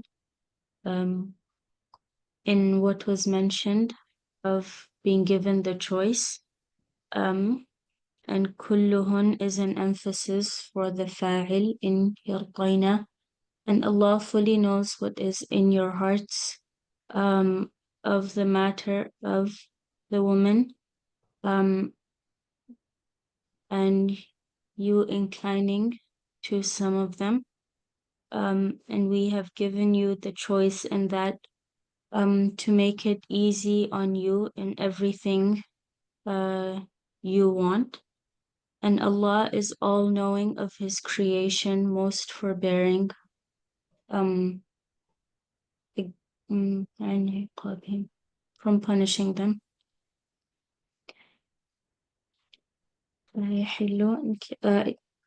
Can be read لا تحل or لا يحل. It is not lawful for you to marry more women after this, meaning the nine that we the nine that have chosen you. Nor can you replace any of your present wives with another. And it was originally تتبدل, by divorcing them or divorcing some of them. And then marry in place of the one that you divorce. Okay. Even if her beauty may attract you, except those bondwomen in your possession, of slave girls, that are lawful for you, and after them he malaka, like had ownership of, Maria al-Qibtiyya, and she gave birth to Ibrahim, who passed away in his life, in the Prophet's life, and Allah is ever watchful over all things.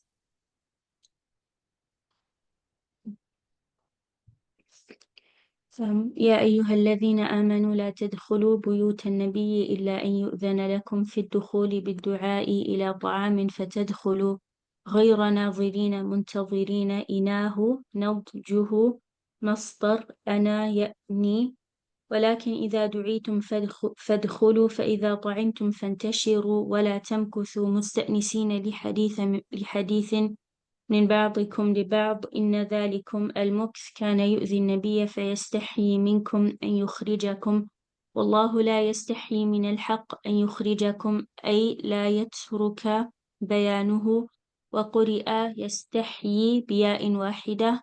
وإذا سألتموهن أي أزواج النبي صلى الله عليه وسلم متاعا فاسألوهن من وراء حجاب ستر ذلكم أطهر لقلوبكم وقلوبهن من الخواطر المريبة وما كان لكم أن تؤذوا رسول الله بشيء ولا أن تنكحوا أزواجه من بعده أبدا إن ذلكم كان عند الله ذنبا عظيما إن تبدوا شيئا أو تخفوه من نكاحهن بعد فإن الله كان بكل شيء عليما فيجازيكم عليه لا جناح عليهن في آبائهن ولا أبنائهن ولا إخوانهن ولا أبناء إخوانهن ولا أبناء أخواتهن ولا نسائهن أي المؤمنات ولا ما ملكت أيمانهن من الإماء والعبيد أن يروهن ويكلموهن من غير حجاب واتقين الله فيما أمرتن به إن الله كان على كل شيء شهيدا لا يخفى عليه شيء.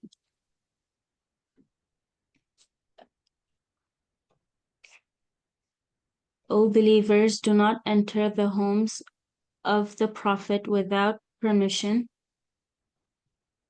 and if invited for a meal, do not come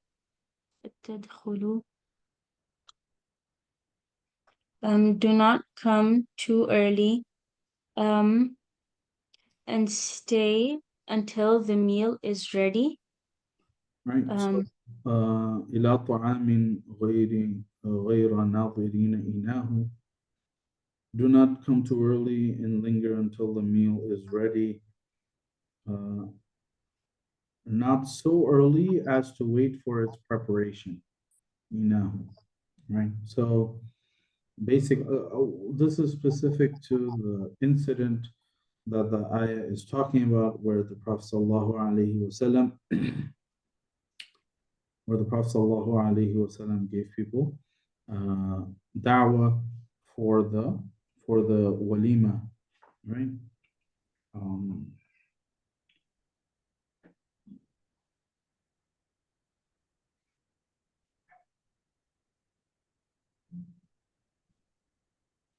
I think it was Zainab bint Jahash radiyallahu anha, whose walima is being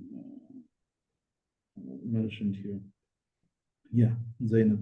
So this is footnote number 10. So, sometimes coming early for a dinner is acceptable because you're expected to come early, right? You're expected to come early. You're not expected to come right before or right as the food is ready, because the typical assumption is that the socialization, bulk of it gets done before the actual meal, right? And then after the meal, you kind of either leave or you don't stay around for too long. So if the host expressly tells the guest to come early, then even then you don't come hours early. You'll come maybe half hour early, or basically, whatever time they give, you'll come within 5 minutes, 10 minutes of that at max. Because mentally, and perhaps even, physically, they're not going to be prepared until the time that they gave you. So if they say 6, you don't show up at 5:45 even, because it's better that you just sit in your car and wait. Because 5:45, they're probably still scrambling, right? So the Prophet ﷺ gave da'wah to people to come for the walima of Zainab radiallahu anha. And people came and they ate, and people were coming and going essentially, right? And then people were still coming and going until Anas radiallahu anhu said that, Ya Rasulullah, I called everyone that I could find. In other words, whoever was available came and ate, and they left. So the Prophet says, okay, now, take the food away. And majority of the people left, except 3 people who kept on talking. They sat there and they kept on talking. So the Prophet ﷺ was standing and waiting there so that they could leave, but they weren't leaving. And the Prophet was very shy to tell them that you guys should leave. Because again, it's a walima. So, the Prophet ﷺ wanted, alone time with his family. So it's rude to linger beyond an appropriate amount of time. Just as we would consider it culturally rude to leave right after the dinner, right? You kind of just wait at least 5-10 minutes, right? And then you head out, but you don't linger beyond what's appropriate because it gets late. They still have to clean up. You're the one that's just going back home, but they still have to clean up, right? They have to put things away. There's still a lot of washing and stuff to do. So, a person has to be the best judge of that. So Allah is calling that out, that when you are invited, enter on time. وَلَكِنْ إِذَا دُعِيتُمْ فَادْخُلُوا. Right? When you are called, then enter, and Khattab puts in brackets, on time. So enter when you're supposed to. And then once you eat, then go on your way and do not stand back, do not stay back, musta'nisina, do not linger to talk to others. Right? Like, oh, it's great that you've met mutual friends at somebody else's house, but your host, needs to, have you guys leave sooner than later, but you're just kind of just sitting there and catching up and things like that. It makes things difficult because, for example, you can't really start cleaning up majority of the things until the guests leave because it's considered rude. Or at the very least, they would want you to sit there and chat with them. But your mind is like, okay, I got to work tomorrow. If it's a Sunday night, then you're like, okay, I got to go to work tomorrow. There's still all this stuff to do. So don't linger. You should leave. And Allah says the Prophet is shy, which is why he's not telling you anything. But Allahu la yastahi min al-haq. Allah is not shy from saying the truth, which is why this is being addressed. Mm-hmm. Okay. وَإِذَا سَأَلْتُمُوهُنَّ, and when you ask his wives for something, ask them from behind a barrier that is pure for your hearts and theirs, from doubtful matters. وَمَا كَانَ لَكُمْ, and it is not right for you to annoy the Messenger of Allah with anything, nor ever marry his wives after him. This would certainly be a major sin in the sight of Allah. Whether you reveal something of marrying them or conceal it, surely Allah has perfect knowledge of all things. فَيُجَازِكُمْ عَلَيْهِ, and he will recompense you accordingly. There is no blame on the Prophet's wives if they appear unveiled before their fathers, their sons, their brothers' sons, their sisters' sons, their fellow Muslim women, meaning the believers, and those bonds people in their possession, of slave girls and slaves, and yarawhunna, that they see them and talk to them without hijab, and be mindful of Allah in what you have been commanded. Surely Allah is a witness over all things, and nothing is hidden from him. إن الله وملائكته يصلون على النبي محمد صلى الله عليه وسلم يا أيها الذين آمنوا صلوا عليه وسلموا تسليما. أي قولوا اللهم صل على محمد وسلم. إن الذين يؤذون الله ورسوله وهم الكفار يصفون الله بما هو منزه عنه من الولد والشريك ويكذبون رسله لعنهم الله في الدنيا والآخرة أبعدهم وأعد لهم عذابا مهينا ذا إهانة وهو النار. والذين يؤذون المؤمنين والمؤمنات بغير ما اكتسبوا يرمونهم بغير ما عملوا فقد احتملوا بهتانا تحملوا كذبا وإثما مبينا بينا.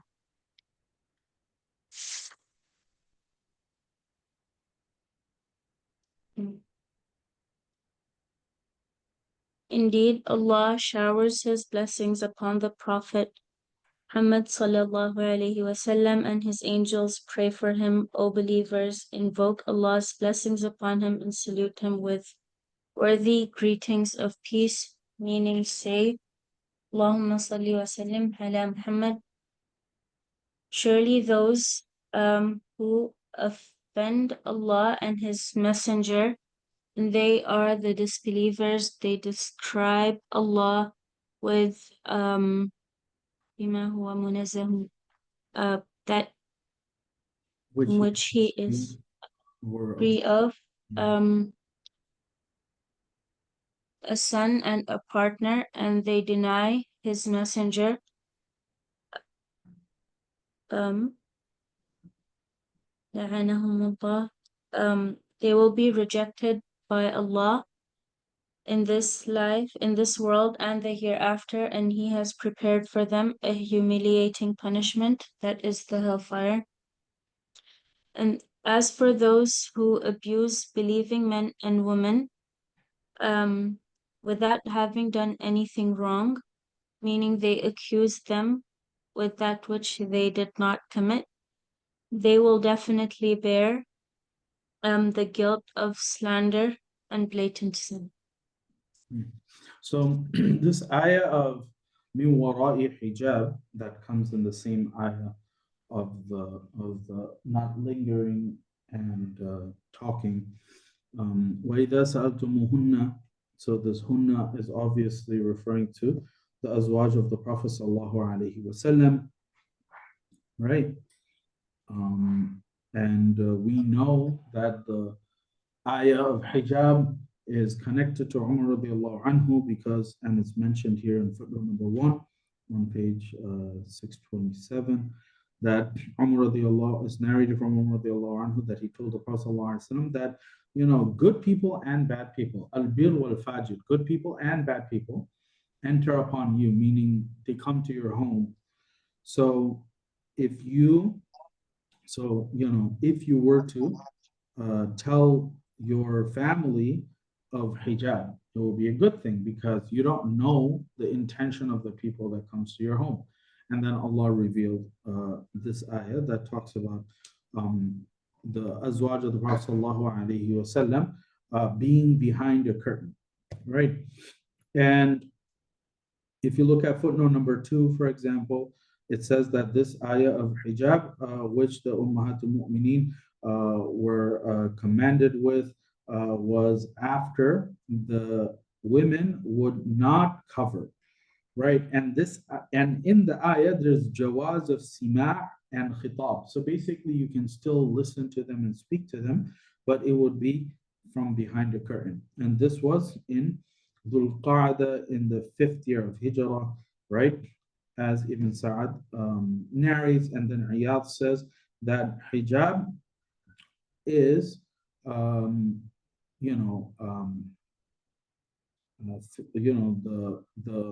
obligation of hijab is from what was specifically for the Ummahatul Mu'mineen, and it was followed upon them without any ikhtilaf with regards to the face and the ankles, right? It was not permissible for them to even show the face and the ankles. So niqab, basically, this is where the opinion comes that the niqab was, hijab is for everyone, niqab was specifically for the Ummahatul Mu'mineen, right? So that's the opinion of Iyad, right? And then, that they would not make apparent any part of themselves, right? And so on and so forth, right? So that garb would signal to anyone that this was from the family of the Prophet sallallahu alaihi wasallam. But nonetheless, this hukam of min wara'i hijab is still a general hukam in a sense, right? because, you know, um, you know, it's it's good for the people who come and is good for the people who are receiving. So it's not just about a safety thing, but also just about keeping some informality, keeping some distance, right? That you just kind of, don't greet someone without hijab, or if possible, you greet someone from behind the door, things like that, right? Or that if you have to appear in front of someone, you do so, dressed appropriately and things like that. And, as men, you don't kind of just, try to speak face to face. If you can just get your message across, that's also sufficient. There are many things that we can kind of extract from the ayah, right?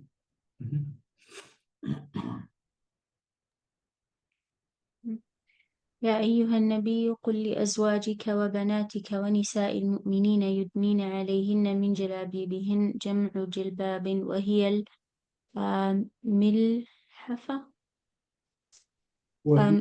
ملحفة وهي الملحفة التي تشتمل بها المرأة أن يرخين بعضها وبعضها على الوجوه إذا خرجن لحاجتهن إلا عينا واحدا ذلك أدنى أقرب إلى أن يعرفن بأنهن حرائر فلا يؤذين بالتعرض لهن بخلاف الإماء فلا يغطين وجوههن وكان المنافقون يتعرضون لهن وكان الله غفورا لما سلف منهن من ترك الستر رحيما بهن إذا سترهن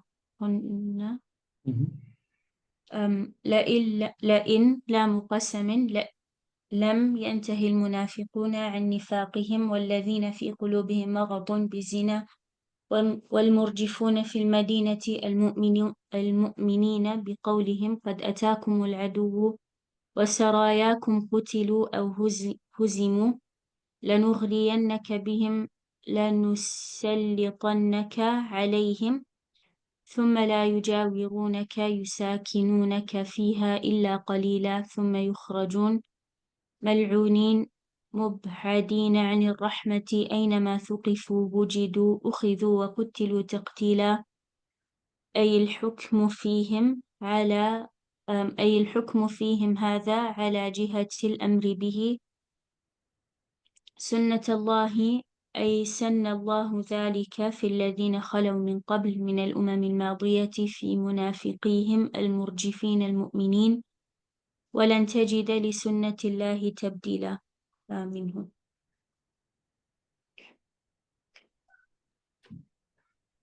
O Prophet, ask your wives, daughters, and believing women to draw their veils over their bodies. Jalabib is the plural of jilbab, and that is the wrap that the woman covers with, meaning she يرخين بعضها, like they let it flow on their faces when they leave, like when they go out for their work, it's like uncovering one eye. ذلك أدنى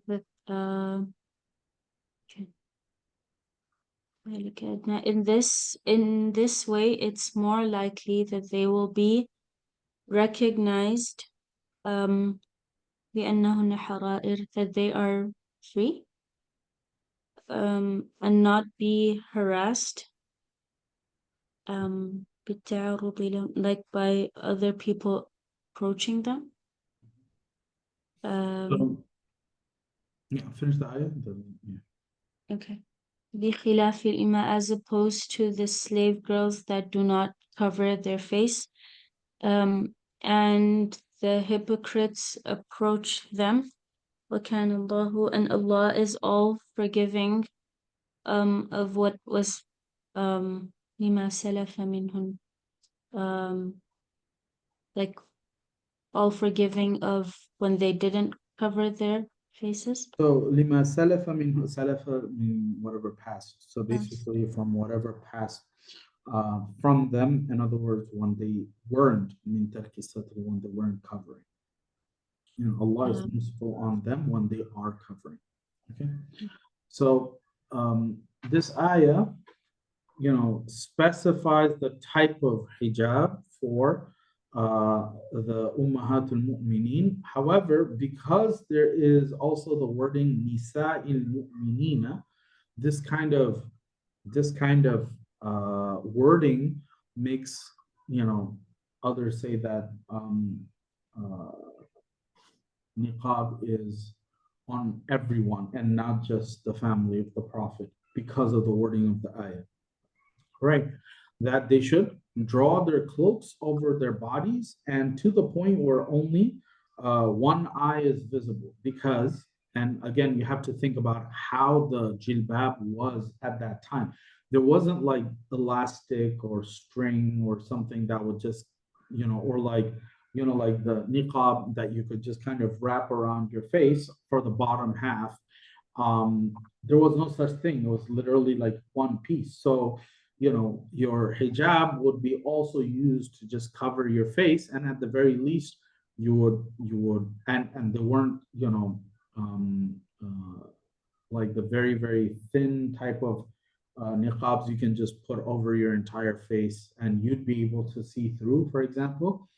You didn't have materials like that, or at least you didn't have it easily accessible. So in order for you to see where you're walking, you would keep at least, you know, some part of your face exposed so that you could see, and that is adna an yu'rafna, dhalika adna an yu'rafna fala yu'dhain. In this way, it is more likely that they will be recognized as free and not be harassed. So it's mentioned here that the garb of slave girls was to not cover the face, and this was because the munafiqeen would pester the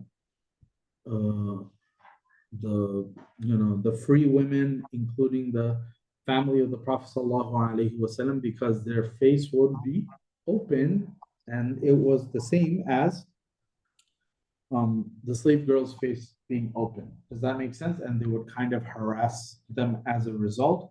So Allah makes this distinction between the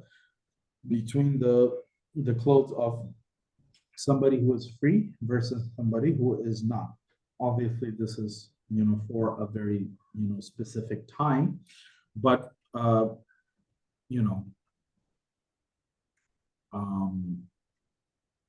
one can argue that, oh, it was because of these reasons, because harassment is still an issue. And you could say that, okay, harassment isn't stopped just because somebody's covering. Somebody could say that covering that much increases the harassment, right? So we're not going to base it off of just that illah, because in the ayah, that is the illah that is mentioned, but it's also specific to a scenario, right? But in the absence of the illah, we're not going to say there's the absence of the hukam. Does that make sense? Like, if there is no harassment, then you don't have to, and if there is harassment, then you should, right? Yeah. In the ayah, ذَلِكَ أَدْنَىٰ يُعْرَفْنَ فَلَا يُؤْذَيْنَ. So in this, right, so in this way, they will be recognized and not be harassed. And in the book itself, it says بِالتَّعَرُّضِ لَهُنَّ, by them being approached, as opposed to the slave girls who would not cover their face, and the munafiqeen would يَتَعَرَّضُونَ, they would pester them. Yeah, another reason I ask is sometimes people delineate between like traditional commentaries, right, and their rationale reasoning, which it might have been more prevalent then. Yeah, so there's no doubt that the culture of that time included imam, included slave girls, which doesn't exist in our time. So a person can't say the hukam is invalid or not applicable because of XYZ reason. But can you say that does it have to be harassed? Because you have in the video which we translated as offend. And so purely by them being the wives of the Prophet, there's a separate type of decorum. It's not just about them being harassed. Yeah, so it could be tied in. So if it's specifically the wives of the Prophet ﷺ, we could say that this was just an additional thing, but the original was what came before it, that because the Prophet's family or the Prophet had people who were good and bad coming to meet him, then it was more appropriate for the family of the Prophet ﷺ to be more covered. This is what you mean by the dual situation. It's not like we're saying, oh, so they're not harassed with the general harm. It's saying because there were people that would have harassed them. Yeah, because this yudnina alayhinna min jalabibihin obviously makes more sense to when you're out and about, when you're outside versus when you're not, right? Because the inside already has a hukam, which is min wara'i hijab. Does that make sense? Yeah. Okay. لَإِلَّمْ salam of Qasam, if the hypocrites if the hypocrites and those with sickness in their hearts, which is referring to zina, and those who spread rumors in Medina, do not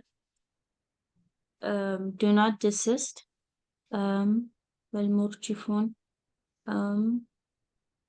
So those who spread rumors in Medina, الْمُؤْمِنِينَ بِقَوْلِهِمْ, to the believers by saying that the enemy has come to you and your armies have been killed or overpowered. لَنُغْرِيَنَّكَ, we will certainly incite you against them. We will give you power over them, and they will not be your neighbors there any longer, meaning they will be expelled. They will be rejected, be far away from mercy, wherever they are found. They would get themselves seized and killed relentlessly. أي الحكم فيهم. Also, this is the command. No, this is the judgment or ruling for them, as opposed to being commanded with that. Sunnatullah. This was Allah's way with those who have gone before of previous nations regarding their hypocrites that spread rumors against the believers, and you will find no change in Allah's way. يسألك الناس أي أهل مكة عن الساعة متى تكون قل إنما علمها عند الله وما يدريك يعلمك بها أي أنت لا تعلمها لعل الساعة تكون توجد قريبا إن الله لعن الكافرين أبعدهم وأعد لهم سعيرا نارا شديدة يدخلونها خالدين فيها مقدرا خلودهم فيها أبدا لا يجدون وليا يحفظهم عنها ولا نصيرا يدفعها عنهم يوم تقلب وجوههم في النار يقولون يا للتنبيه ليتنا أطعنا الله وأطعنا الرسول وقالوا أي الأتباع منهم ربنا إنا أطعنا سادتنا وفي قراءة ساداتنا جمع الجمع وكبراءنا فأضلون السبيل طريق الهدى ربنا آتهم ضعفين من العذاب أي مثلي عذابنا والعنهم عذبهم لعنا كثيرا عدده وفي قراءة بالموحدة أي عظيمة. people ask you, meaning the people of Mecca ask you, O Prophet, about the hour, when will it be? Say that knowledge is only with Allah. And how could you know? Like what will make you know? Meaning you do not know. Perhaps the hour is near. Surely Allah condemns the disbelievers وَأَعَدَّ لَهُمْ, and has prepared for them a blazing fire which they will enter to stay there forever, like to stay there permanently, and like the khulud is implied. مقدرا. Well, مقدرا as in ordained. Oh.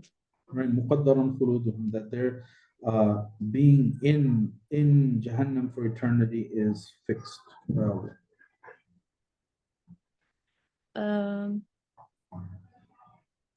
Finding no one to protect them from the fire, nor to help or prevent the punishment from them. On the day, their faces are constantly flipped in the fire. They will cry, oh, if only we had obeyed Allah and obeyed the Messenger. And they will say, the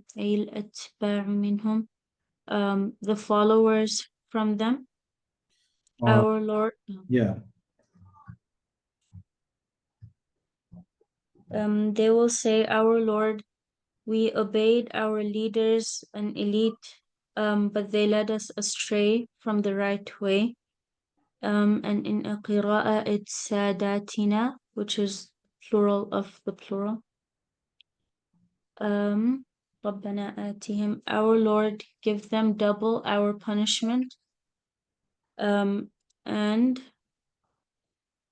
send a curse on them, an enormous curse.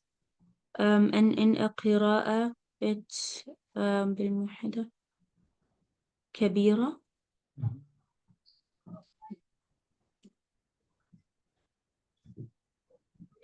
يا أيها الذين آمنوا لا تكونوا مع نبيكم. وفي قراءة بالموحدة عنهم لعنا كبيرة, and the كثيرة is the majority. So this idea of kind of being flipped or rolled in the fire is a type of punishment, right? And the followers of the leaders will say that we are only in this position because we're following our leaders who led us astray. So punish them double, give them twice the punishment that we are receiving, because they are the ones who are more at fault, right? Yeah. So kathira, kabira, both kind of work still with that meaning.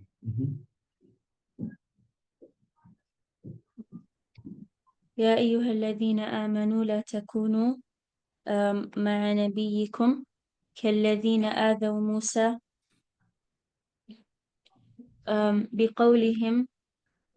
بقولهم مثلا ما يمنعه أن يغتسل معنا إلا أنه بادر فبرأه الله مما قالوا بأن وضع ثوبه على حجر ليغتسل ففر الحجر به حتى وقف بين ملأ من بني إسرائيل فأدركه موسى فأخذ ثوبه واستتر به فرأوه لا أدرة به وهي نفخة في الخصية وكان خصية ضمان ضخاء.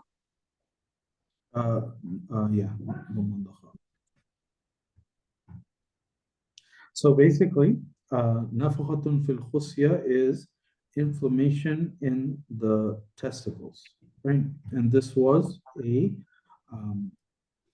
slander against Musa alayhi salam, right? So Musa alayhi salam, and this is referring to the word adab that comes on the first line.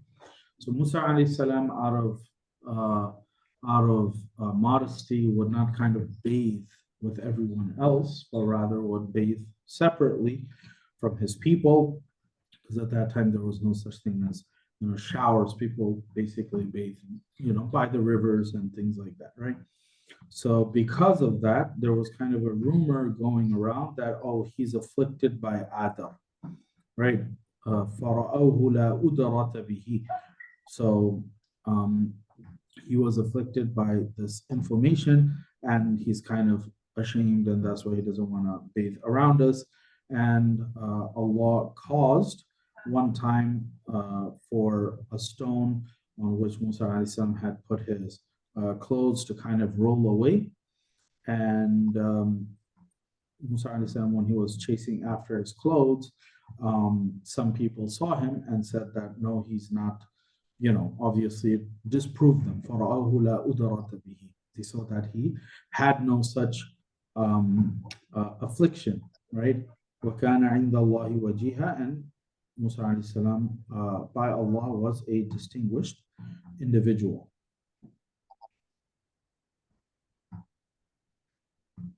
Right. So this is mentioned in line with when the Prophet ﷺ was sometimes accused of being partisan or of being unjust in dividing the spoils of war.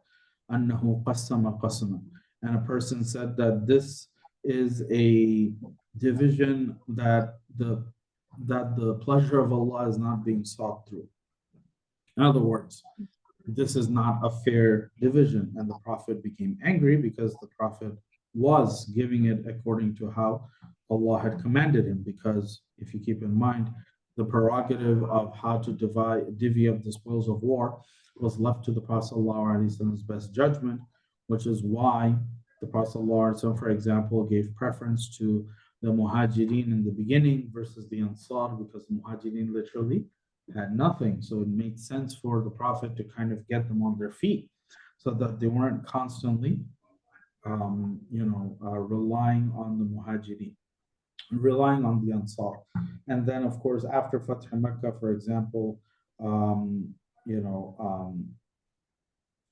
the Battle of Hunayn, right? Prophet ﷺ had a lot of spoils of war, and many of the Quraysh who just accepted Islam had gotten more than the Muslims had received. And there was some muttering about that, and the Prophet said, are you not pleased that I will be going back with you, meaning you have the Prophet of Allah, and while they have stuff, what would you rather want? And they said, we would love to have you instead. So the Prophet ﷺ had the prerogative to decide how to give out the spoils of war. And when the Prophet was accused of being unjust, the Prophet would get angry, and then he said that Allah have mercy on Musa, because Musa alayhi salam was harassed and given troubles far more greater than this. So Allah reveals this ayah that do not be like the people of Musa, who kind of Musa, who kind of slandered Musa.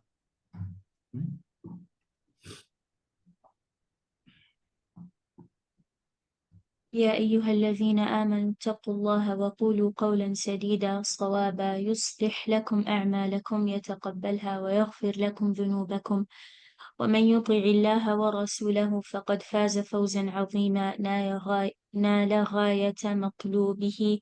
إنا عرضنا الأمانة الصلوات وغيرها مما في فعلها من الثواب وتركها من العقاب على السماوات والأرض والجبال بأن خلق فيها فهما ونطقا فأبين أن يحملنها وأشفقن خفن منها وحملها الإنسان آدم بعد عرضها عليه إنه كان ظلوما لنفسه بما حمله جهولا به ليعذب الله. اللام متعلقة بعرضنا المترتب عليه حمل آدم المنافقين والمنافقات والمشركين والمشركات المضيعين الأمانة ويتوب الله على المؤمنين والمؤمنات المؤدين الأمانة وكان الله غفورا للمؤمنين رحيما بهم.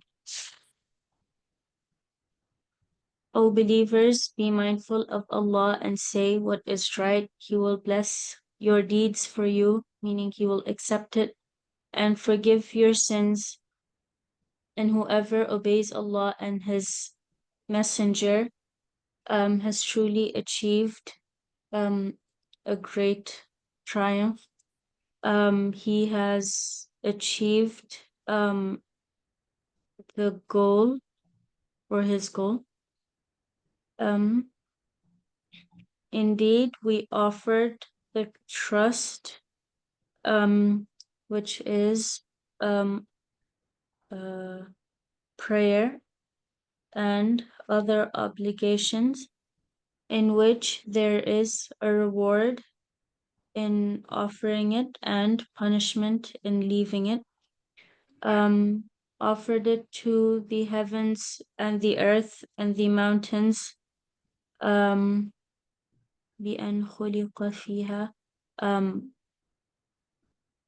by creating in it understanding and the ability to speak. But they all declined to bear it, being fearful of it, but humanity assumed it, meaning Adam, after it was offered to him. إنا عرضنا الأمانة على السماوات والأرض والجبال. So it would be خلق. So بأن خلق فيها فهما ونطقا, in a way that Allah created, in this hypothetical example, that Allah had created in them, in the samawat and ard, fahman, intelligence, nutqan, and the ability to speak.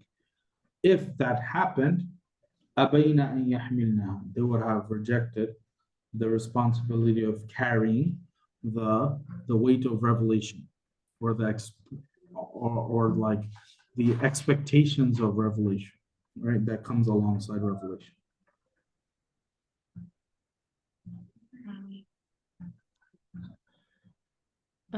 إنه كان ظلوما جهولا. For they are truly wrongful to themselves by bearing it and ignorant of it.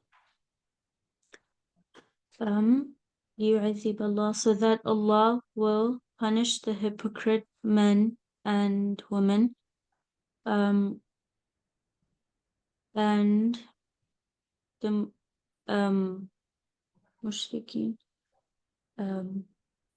the idolaters, men and women, that المضيعين الأمانة, that did not bear the trust, and Allah will turn in mercy to the believing men and women that have fulfilled the trust. For Allah is all forgiving to the believers, most forgiving of them. And ليعذب, the lam is connected to عرضنا, which المترتب عليه, which resulted, or which means, which is connected to mutarattabu, which is connected to or based on the hamla Adam, giving responsibility of wahi to the creation.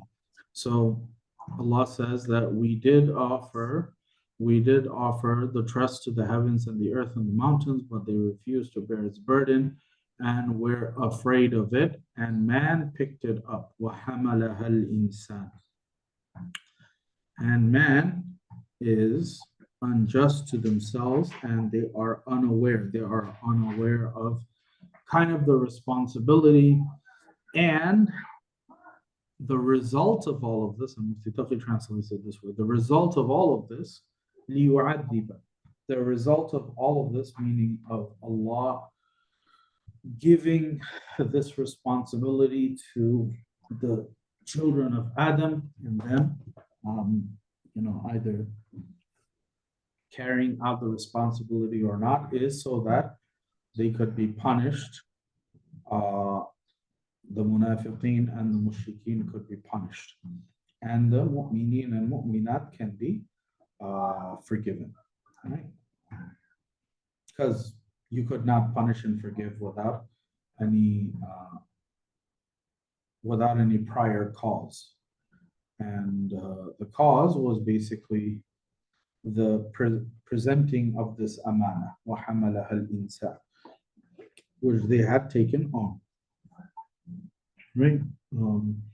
So if you look at footnote number 1, وَحَمَلَهَا الْإِنسَانُ, Ibn Abbas radiallahu anhu and a group of tabi'i and majority of the salaf, they say that this is what it means.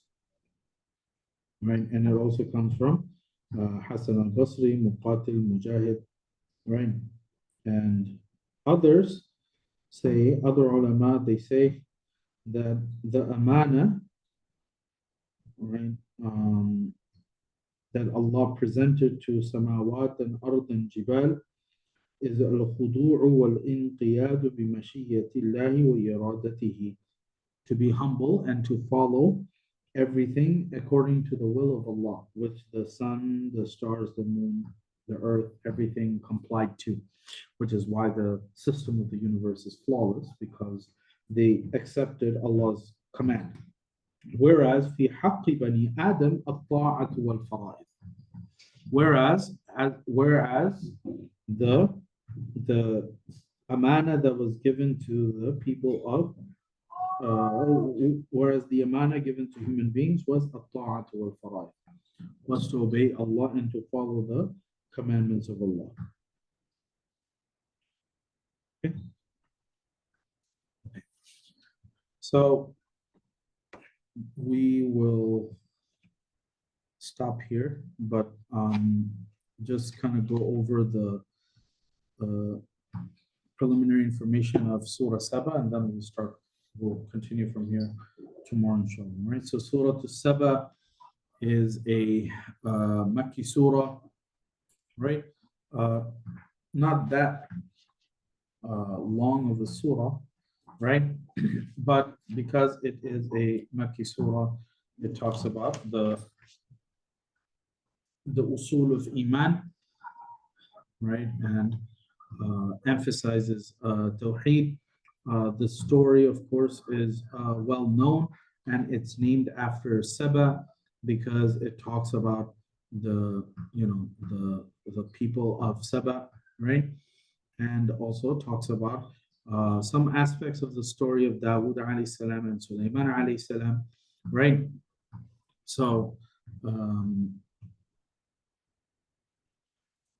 right, and talks about some aspects of the Day of Judgment as well. All right, so we'll continue from here tomorrow, inshallah.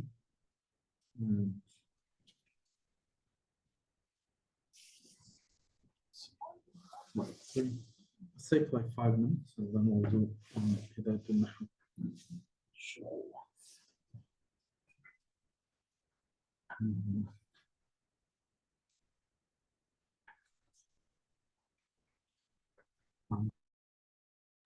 Assalamu alaikum, Sheikh. I have class at 11, so I'll be around 11. No problem.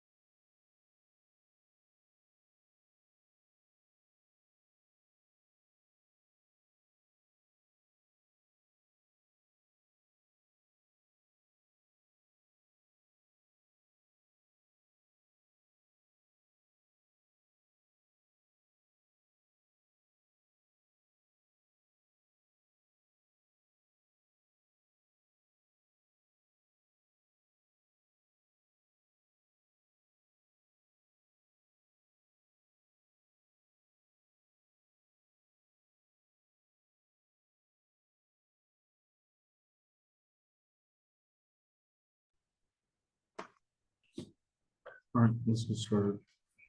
Bismillahirrahmanirrahim. Alhamdulillahi wa kafa wa salamun ala ibadihi alladhina istafa. Sallallahu ta'ala alayhi wa ala alihi wa sahbihi wa man wala, amma ba'd. Right. So we finished talking about i'rab, or at least the types of i'rab that apply to the asma mu'arabat. And now we are talking about the two types of ism mu'arab that are there, munsarif and ghayr munsarif, right? So this is from page 39 onward. So Bismillah ar-Rahman ar-Rahim. الفصل الرابع فصل الاسم المعرب على نوعين. اسم معرب is of two types, munsarif or ghayr munsarif, right?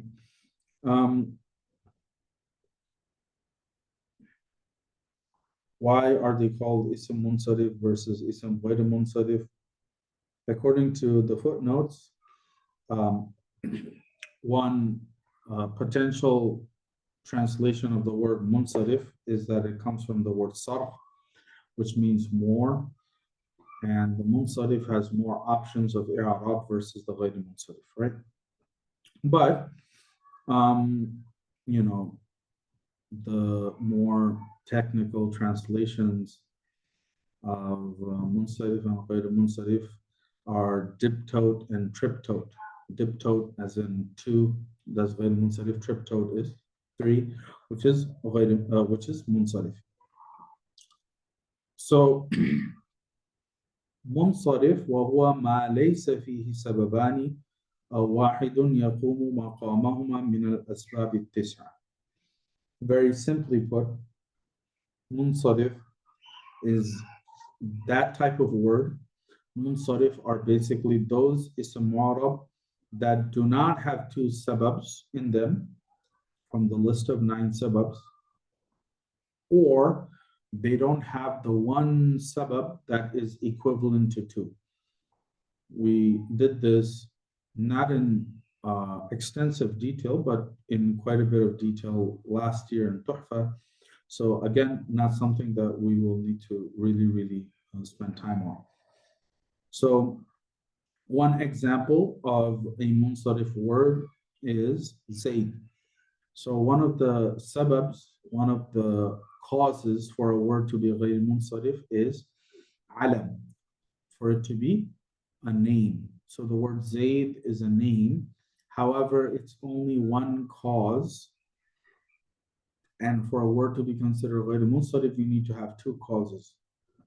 So a name like Zayd only has one cause, therefore it is considered munsarif as opposed to ghayr munsarif. الاسم الآخر للمنصرف ويسمى المنصرف الاسم المتمكن. اسم متمكن is also another name for munsarif. And the hukm of a munsarif وحكمه أن يدخله الحركات الثلاث مع التنوين. That the 3 harakat and tanween can be accepted, can enter upon a munsarif word. المثال للمنصرف. So example, تقول في حالة الرفع جاءني زيد وفي حالة النصب رأيت زيدا وفي حالة الجر مررت بزيد. Right? Simple, straightforward. This is obviously the more common default type of ism mu'arab. The other one is ism ghayr munsarif, which is وهو ما فيه سببان من الأسباب التسعة أو واحد منها يقوم مقامهما. Okay? So, غير منصرف is that word which has 2 sababs in it from the list of 9 causes. It has 2 of it in a word, or it has the one cause from the same list of 9, one cause that is equivalent to 2. Okay?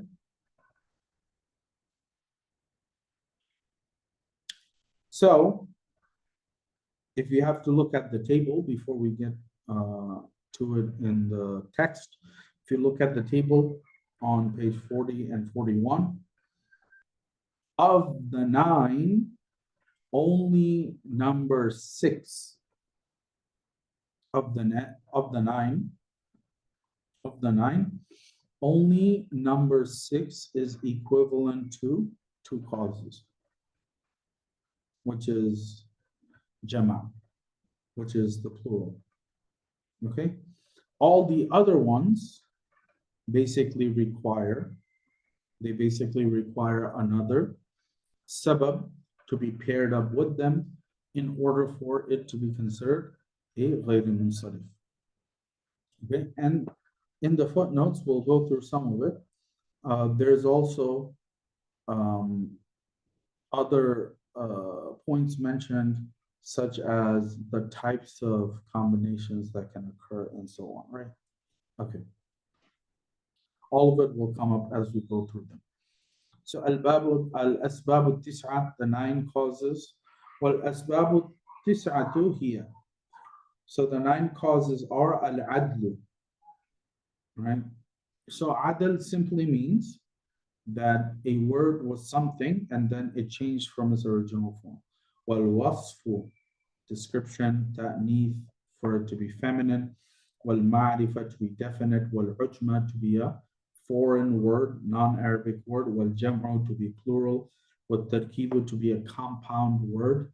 So one word which is made up of 2 words combined.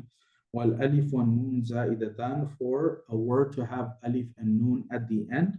ووزن الفعل, and for an ism to be on the scale of a fi'l, right? For an ism to be on the scale of a fi'l. So those are the 9 causes. Again, we'll go through each one separately. But the hukm of غير المنصرف أن لا يدخله الكسرة والتنوين, that the kasra and tanween does not enter upon it. Well, the kasra can in like 2 very uncommon scenarios. So when it says أَنَّا يَدْخُلَهُ الْكَسْرَةُ, it doesn't mean exclusively, because it can, but generally the غير منصرف doesn't accept the kasra and it never accepts the tanween. وَيَكُونُ فِي مَوْضِعِ الْجَرِّ مَفْتُوحًا أَبَدًا, and in the place of jar and in the state of jar, it will always display a fatha. المثال لغير المنصرف. So the example of غير المنصرف is تقول في حالة الرفع جاءني أحمد, وفي حالة النصب رأيت أحمدا, وفي حالة الجر مررت بأحمدا. Right? So one of the categories of i'rabs that we came across was the i'rab of غير المنصرف, that in حالة النصب and in حالة الرفع there's dhamma, in حالة النصب there's fatha, and حالة الجر there is fatha as well, because it usually doesn't accept a kasra. So the word Ahmad, what two causes does it have? Ahmad is on the scale of af'al, which is basically waznul fi'l, right? So Ahmadu, af'alu. Okay, so it is both alam and waznul fi'l. So you have 2 causes, therefore you cannot give it a kasra or a tanween. With me so far? Makes sense? Yes. Right. So again, simple, straightforward.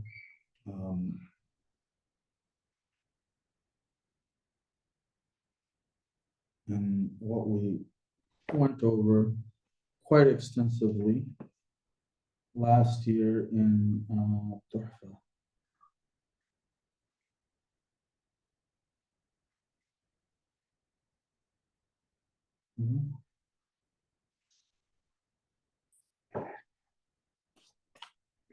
Okay.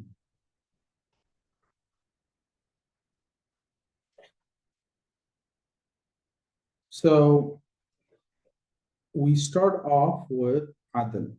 Adl has quite a bit of detail, right? So we're going to look at some of those details in the footnotes, right?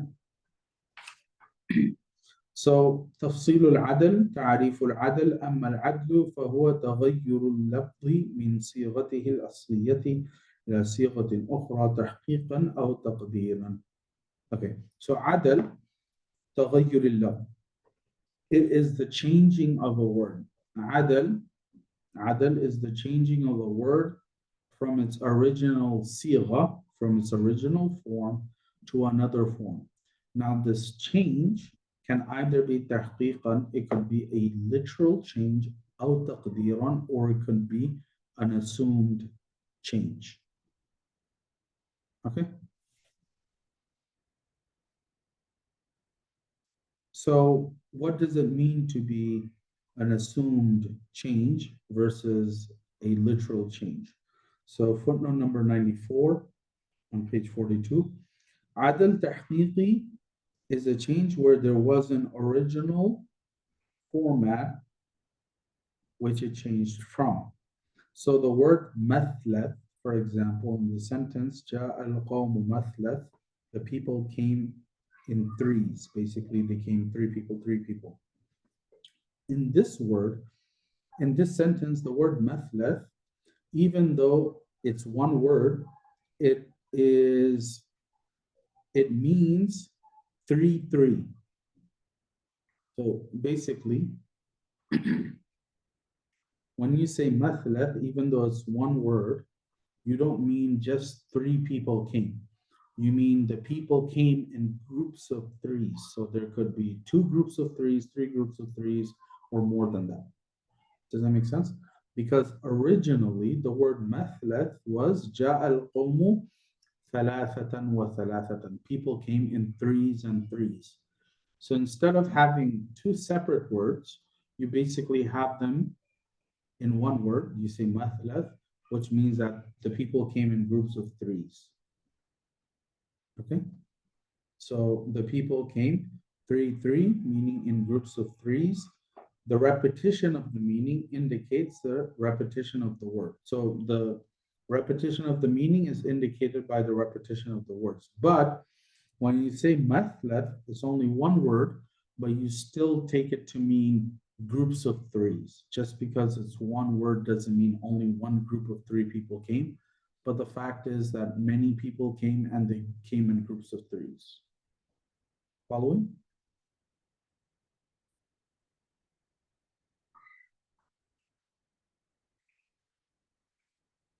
Right? This is similar to the word ثلاث. مثنى وثلاث ورباع, for example. The word ثلاث also means 3 and 3. And the original format is assumed to be ثلاثة وثلاثة. So it's one word, but we mean 3 and 3, or groups of 3s.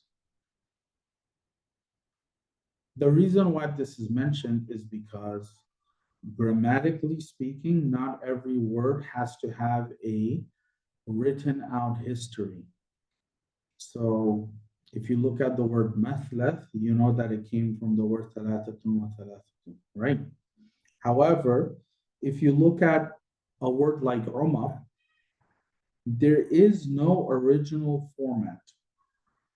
It's imagined, because the word Umar was always used as a غير منصرف word. Okay? The word Umar was always used as a غير منصرف word.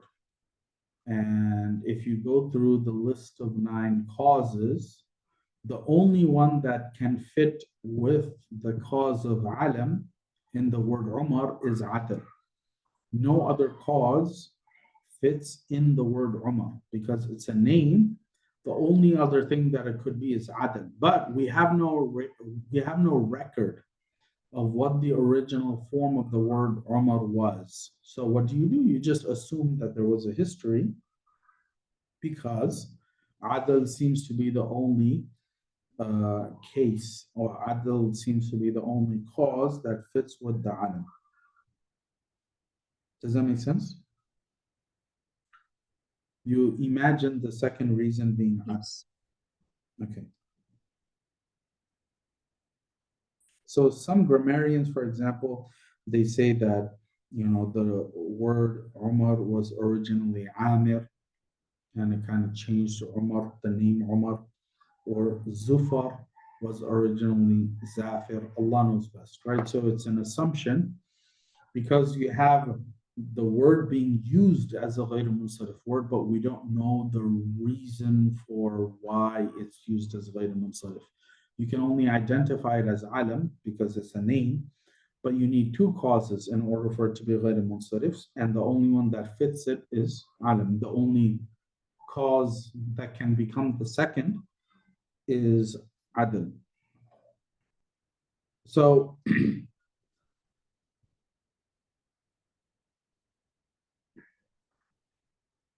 adl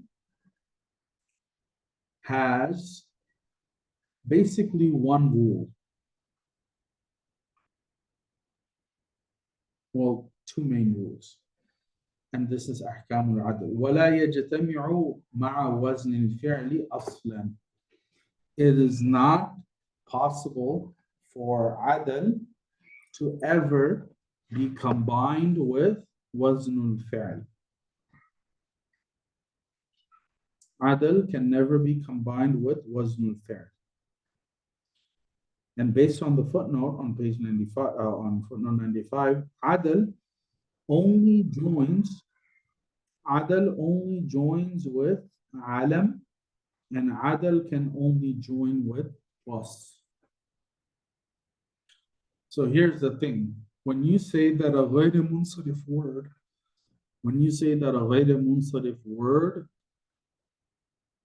has to have two sababs, not every one of the 9 can combine with each other. Okay? Not every cause can combine with another cause to make a word ghayr munsarif. So adl, for example, can only combine with 2 others. It can only be alam and wasf. It can only be alam and adl or wasf and adl. So example of alam and adl is the name Umar, and the example of adl and wasf is like, mathlath, and from which we get the word thulath. Thalathatun wa thalathatun. Okay?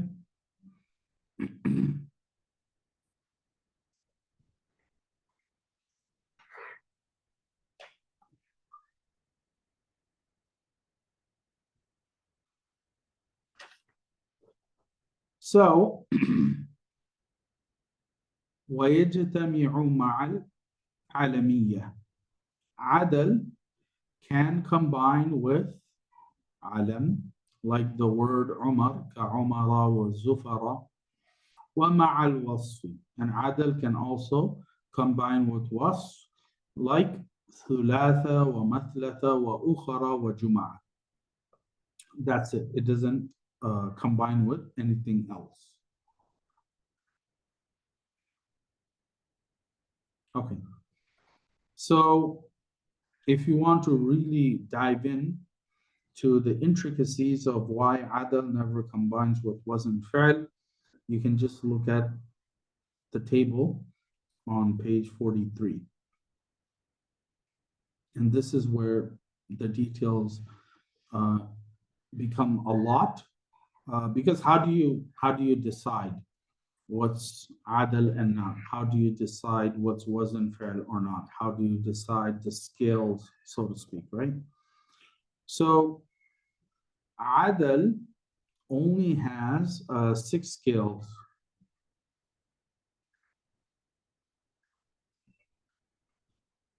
And the scales of wazn fi'l is very different from the scales of adl. That's the simplest answer. Okay? So for example, if you look at the scales of adl on the left-hand column, fa'alu, right? That's one scale. Fu'alu, it's a scale of umaru and zufaru, for example, right? The 4th scale, maf'al, is the scale that we use for mathlath, right? So basically, wazn fi'l and adl never combine because their scales are different from each other. Okay, so we're not going to go through all of the footnotes, right? But do read through it because it will give you some additional details that are helpful. Okay, because it goes into like intricacies and stuff like that, right? And each one has a reason as to why it's this scale versus that scale and so on and so forth, right? So again, we're keeping it simple. Do read through them just so you're aware of it. But all you have to know for adl, it never combines with wazn fi'l, and it only combines with alam and wasf. Any questions?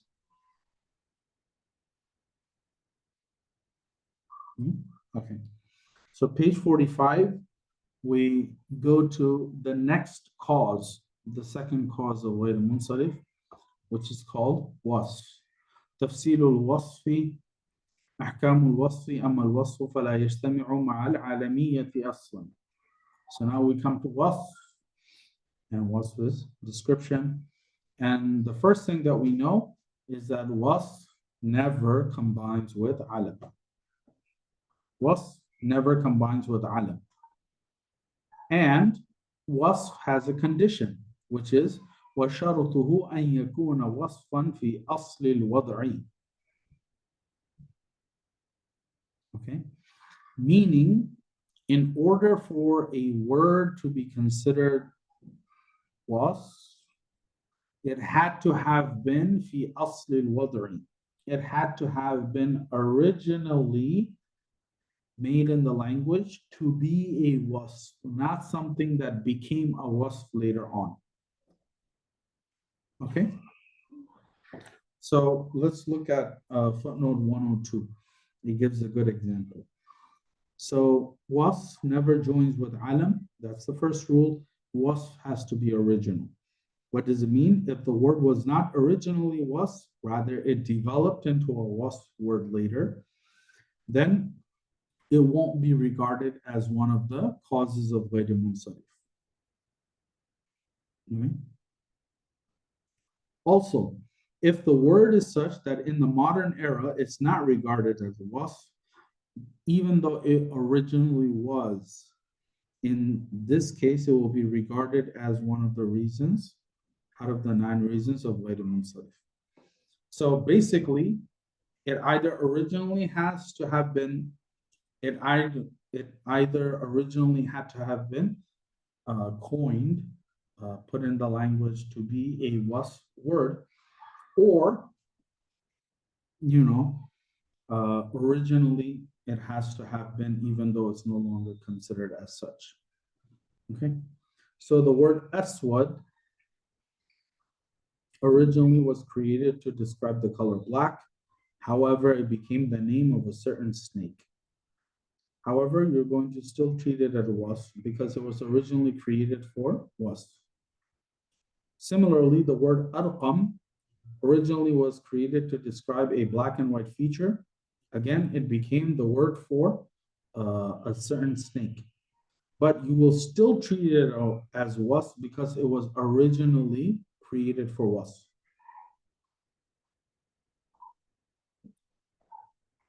Okay.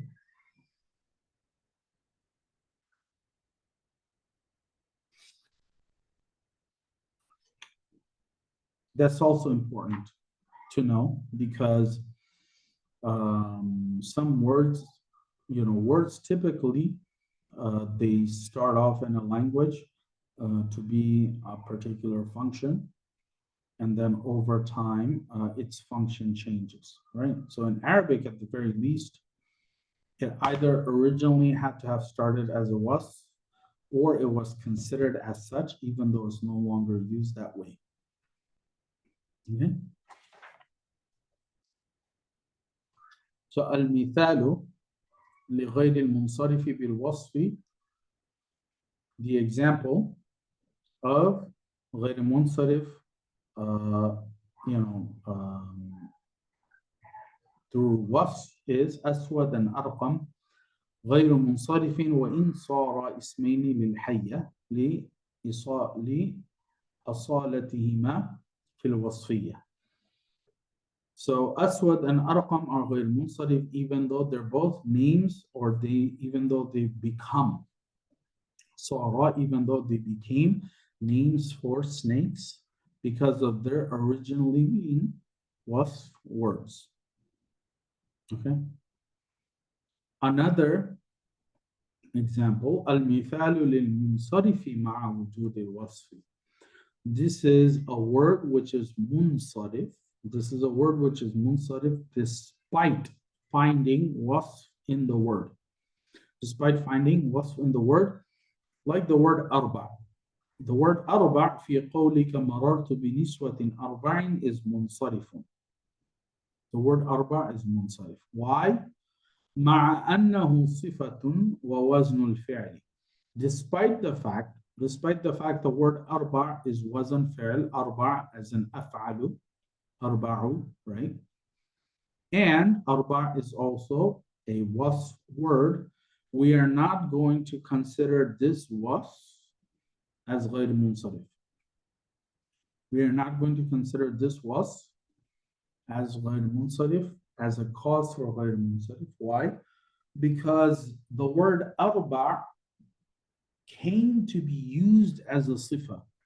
لعدم الأصالة في الوصفية. It came to be used as a sifa. The word originally was coined to mean a number, right? The word originally was coined to mean a number.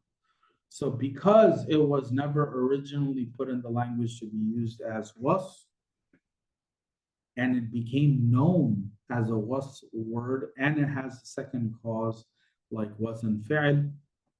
In this case, we're not going to consider this word of غير منصرف, but rather it will be considered munsarif, which is why arba' in this example has a tanween. مررت بنسوة أربع. Despite the fact it looks like a غير منصرف word, it's not, because it originally was never meant to be used as a wasf word. It was always for a number.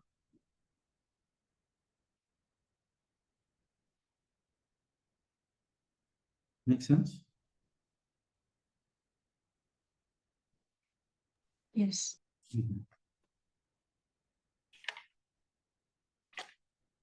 Let's do one more. So this is the third cause of غير منصرف. Third cause of غير منصرف, تفصيل التأنيث. Now ta'nith means feminine. Feminine words can come in multiple forms. It doesn't just have to be with the ta marbuta to be considered a feminine word, because that in and of itself is not a guarantee. So تفصيل التأنيث بالتاء والمعنوي والألف المقصورة والممدودة. This is the explanation of a word being feminine بالتاء with a literal ta, والمعنوي, or an assumed ta. In other words, there is no visible sign of the word being mu'annath, but we consider the word to be mu'annath for other reasons, like a name, for example. And ta'neeth can also come in words that have alif maqsura and alif mamduda. Okay?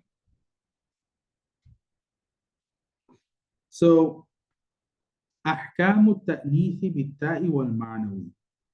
The rules of ta'neeth for a word that has a literal ta and has an implied ta.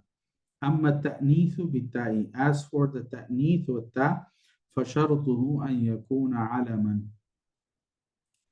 The condition, meaning the second condition of the word, the second cause of the word, alongside ta'neeth has to be alam. فشرطه أن يكون علما, like the word طلحة. So the word طلحة has a ta marbuta at the end, so it's considered a غير منصرف word, right? Because it's also alam.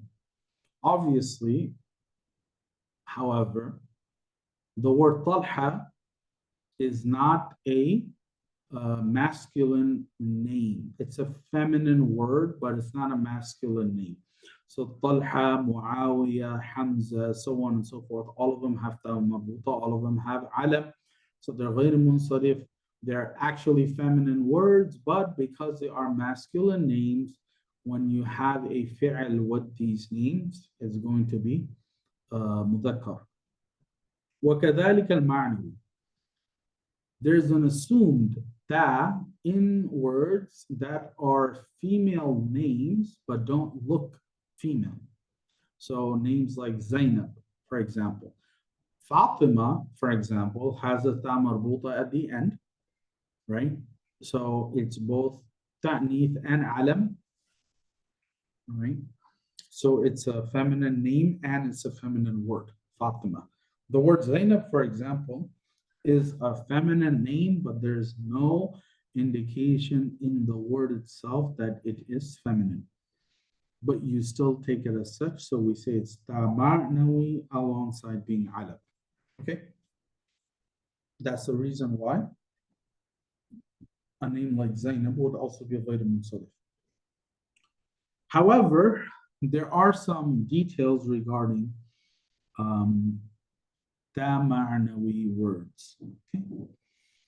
ثم المعنوي, as for معنوي words, إن كان ثلاثيا, if they happen to be three-lettered, ثلاثيا, if they happen to be three-lettered, ساكن الأوسط, and they have a sakin on the middle letter, غير أعجمي, and they are not foreign names.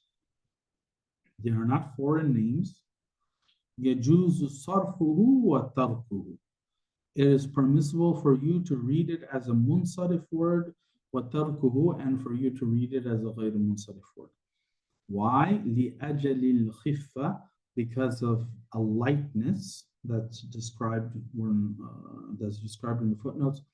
ووجود السببين. So you would read it as munsarif. You would read it as munsarif because of khiffa, because of a lightness, and you would read it as غير munsarif because of وجود السببين, because of finding two causes.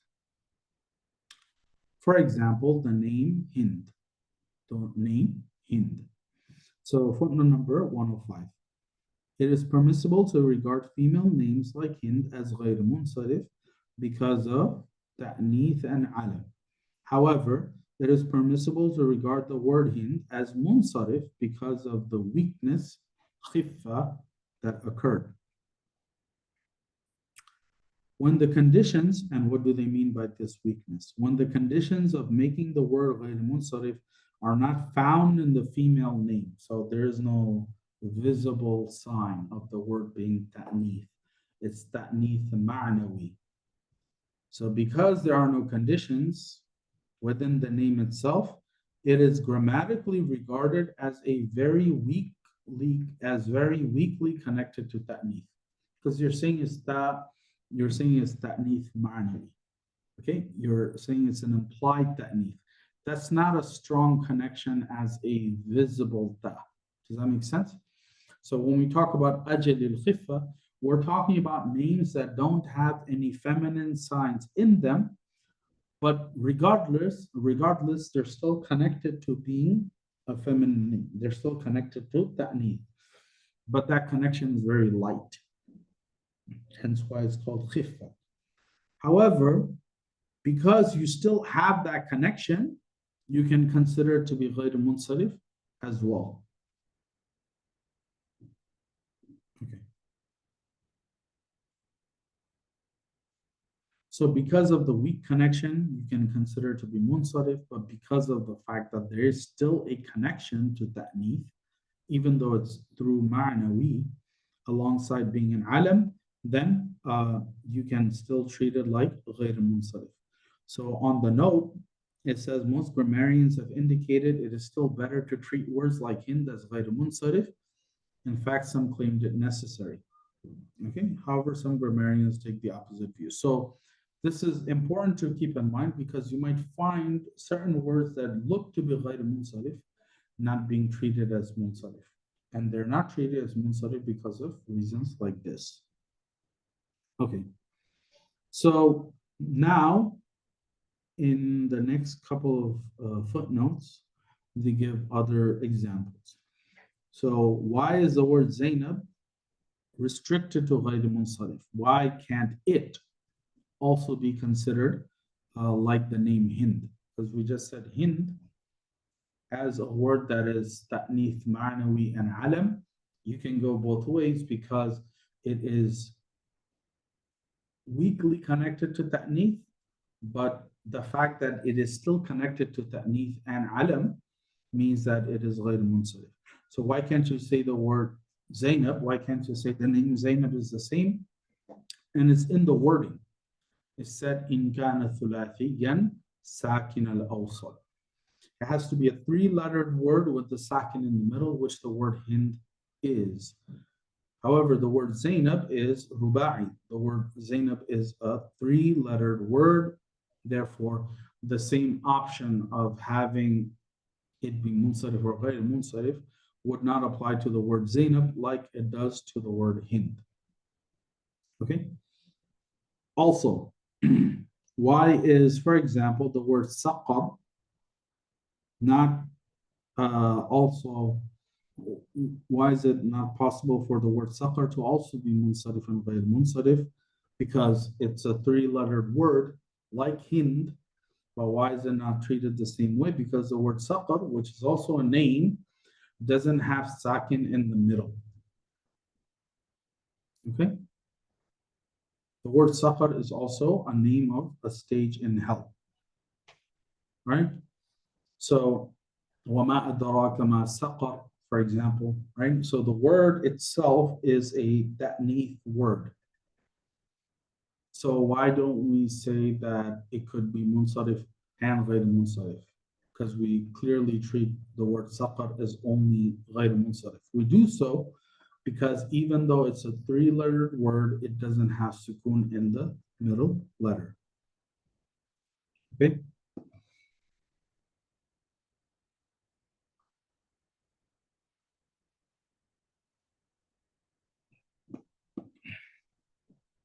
Another exception or counter example is footnote 108. Why are the words ma and jur restricted to being ghayr munsarif?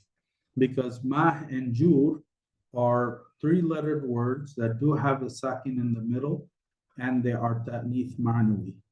So why are we not given the option of munsarif and ghayr munsarif? It is because these words are a'jami. They are non-Arabic words. Ma is Farsi, right? So they're non-Arabic words. Therefore, this rule is not going to apply. So important to understand, because ta'nith ma'nawi can come in many, many different types of words. And when it does come in many, many different types of words, there are conditions. Number one, they have to be a three-lettered word. Number two, the middle letter has to be sukoon. Number three, it has to be a non-Arabic word. If any of these conditions are missing, then by simply being a ta'nith word, right, and having another cause like alam, will not make it, both munsarif and ghayr munsarif. It'll just be treated as ghayr munsarif. You can only treat a word as munsarif and ghayr munsarif of ta'nith ma'nawi if the word itself is three letters, there's a sakin in the middle letter, and it's a non-Arabic word. Okay, so I read through all of this in the footnotes so that the text itself makes sense. وَإِلَّا يَجِبُ مَنْعُهُ. Otherwise, it is necessary to read it as غَيْرِ مُنْصَرِف. مَنْعُهُ means مَنْعُ الصَّرْف. Okay? Otherwise, it is necessary to read it as غير منصرف. That's what منعه means. منعه means منع الصرف. So the words Zainab is 4 letters, even though there's a sakin. The word Saqar is 3 letters, but it doesn't have a sakin in the middle. And the words Mah and Jur are 3 letters, and they have a sukun on the middle letter, but these are non-Arabic words. These are foreign words. Therefore, despite the fact that there is ta'anith ma'nawi and there is alam present in these words, we're not going to be given the option of reading them as munsarif or ghayr munsarif. Following? Yes. Okay. So that's ta'anith bit-ta wal ma'nawi. With ta, it's simple, straightforward. Ta marbuta and alam makes it ghayr munsarif. And then ta ma'nawi requires you to, think of other details. Ta'neeth could also come in, ta'neeth are also in the words that are ending with alif maqsura and alif mamduda. Okay?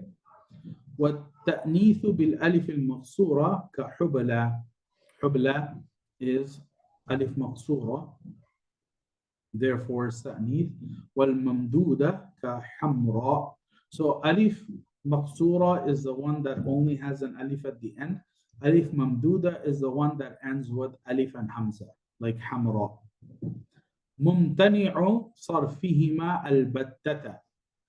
ممتنع صرفهما البتة. Their being munsarif is always, البتة is definitely prohibited or prevented. Even though Hubla and Hamra are basically just ta'neeth. Okay?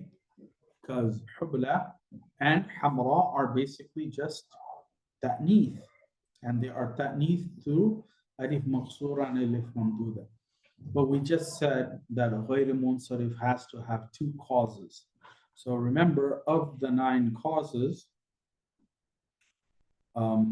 I mentioned just the jama' on the previous one because that's easy to understand. But within the ta'neeth cause, if a word comes in alif mamduda, alif maqsura, they are qa'imun maqam as-sababayn. They are equivalent to 2 causes. So of the 9 causes of ghayr munsarif, jama' is 2 on its own.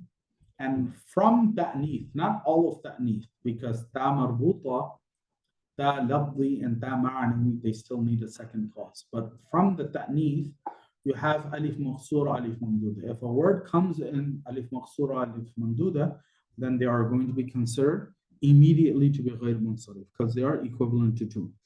Why are they equivalent to 2? At-ta'neeth wa luzumuhu. At-ta'neeth wa luzumuhu. This is explained as it is very ta'neeth, very mu'annath.